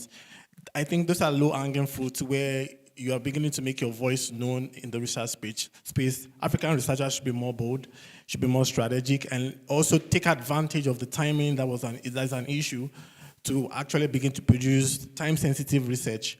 And hopefully we get the funding to do that. Thanks. Yeah, so thank you very much. Yeah. So, my brother, thank you very much for the fine question. Yeah, so basically, when we talk about some of these things, when we have an objective, an outcome you want to achieve, when we say free SHS, yes, free SHS, whatever way it is good, right? But when we go to the modalities, then there's a problem. So not just only the data, but opening the data to be able to see what is, and that's where researchers come in. So it is not just, okay, because whatever politicians think about one district, one factory, one village, one dam, whatever, agenda 111, 24 economy, at the hindsight, you would think it's good, right? But if I'm doing free SHS, and my child will go to school for 6 months, and the child will stay at home for 6 months, and he's going for extra classes, and he's paying 200 cedis, times 6,002. Meanwhile, he was paying school fees of, let's say, 700, 800 a year. Which one is better? Then you now understand the modalities, right? And so not only just giving off all the values and the data, okay, we pick it and no, but the modalities. And that's what makes things like policy impact evaluation very important in terms of policy decision making. It helps us to know when we implement the policy this way. There is a study on bed nets. The research shows that households that have picked the bed nets, they never used it because of cultural norms and a whole lot of things, and they have it at their homes. And MPS or GPHA in that context over encroachment on the railway buffers. So not Ghana Revenue Authorities, yeah, the railway, yeah. Yes, Ghana Railway Authority. Sorry. Okay, great. Any other question as we await for the other groups to reconvene? Great. I think in the interest of time,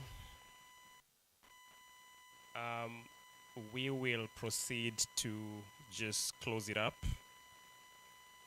And let me just a moment.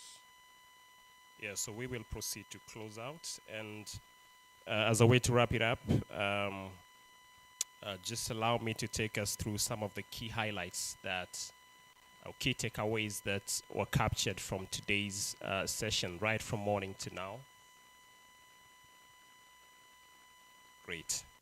Yeah, so I believe that we have gathered some really great insights. I think one of the highlights was that if we are to think about advancing participatory governance, then we must think about strengthening collaboration and dialogue. And this has to be continuous within the evidence ecosystem or the policy ecosystem by policymakers engaging with governments, lawmakers, development partners. So it has to be a continuous collaboration and dialogue. And then ensuring that citizens' participation is actually meaningful, not just ticking the box, that we have to ensure that whatever programs and policies that we are advancing, citizens are at the center and front of these conversations. And the third one is we have to ensure that women and youth are truly included, and not just included, but also have a say and access to decision-making tables. So these are some of the key takeaways that we've captured across the sessions today. And of course, promoting timely and actionable data use. We've also heard about making some of these evidence accessible to lawmakers and policymakers in general, and ensuring that we involve them, not toward the tail end, but throughout the value chain, throughout the process of these policy conversations, so that they don't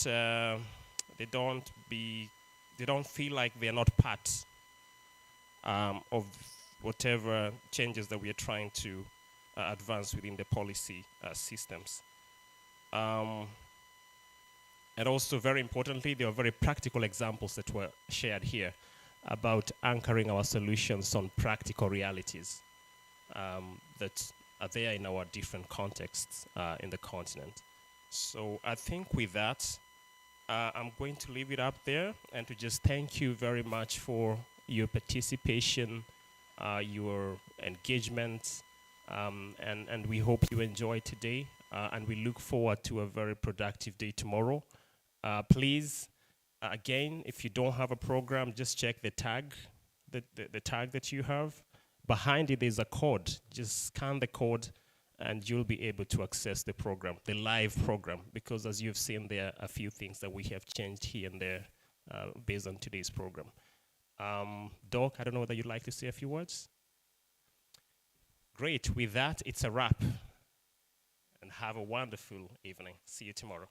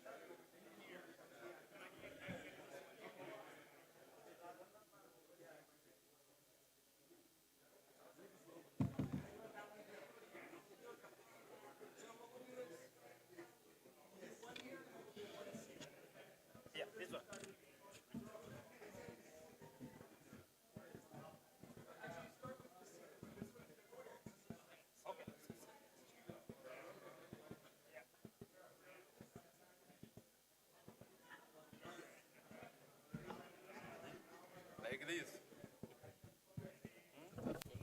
You do this.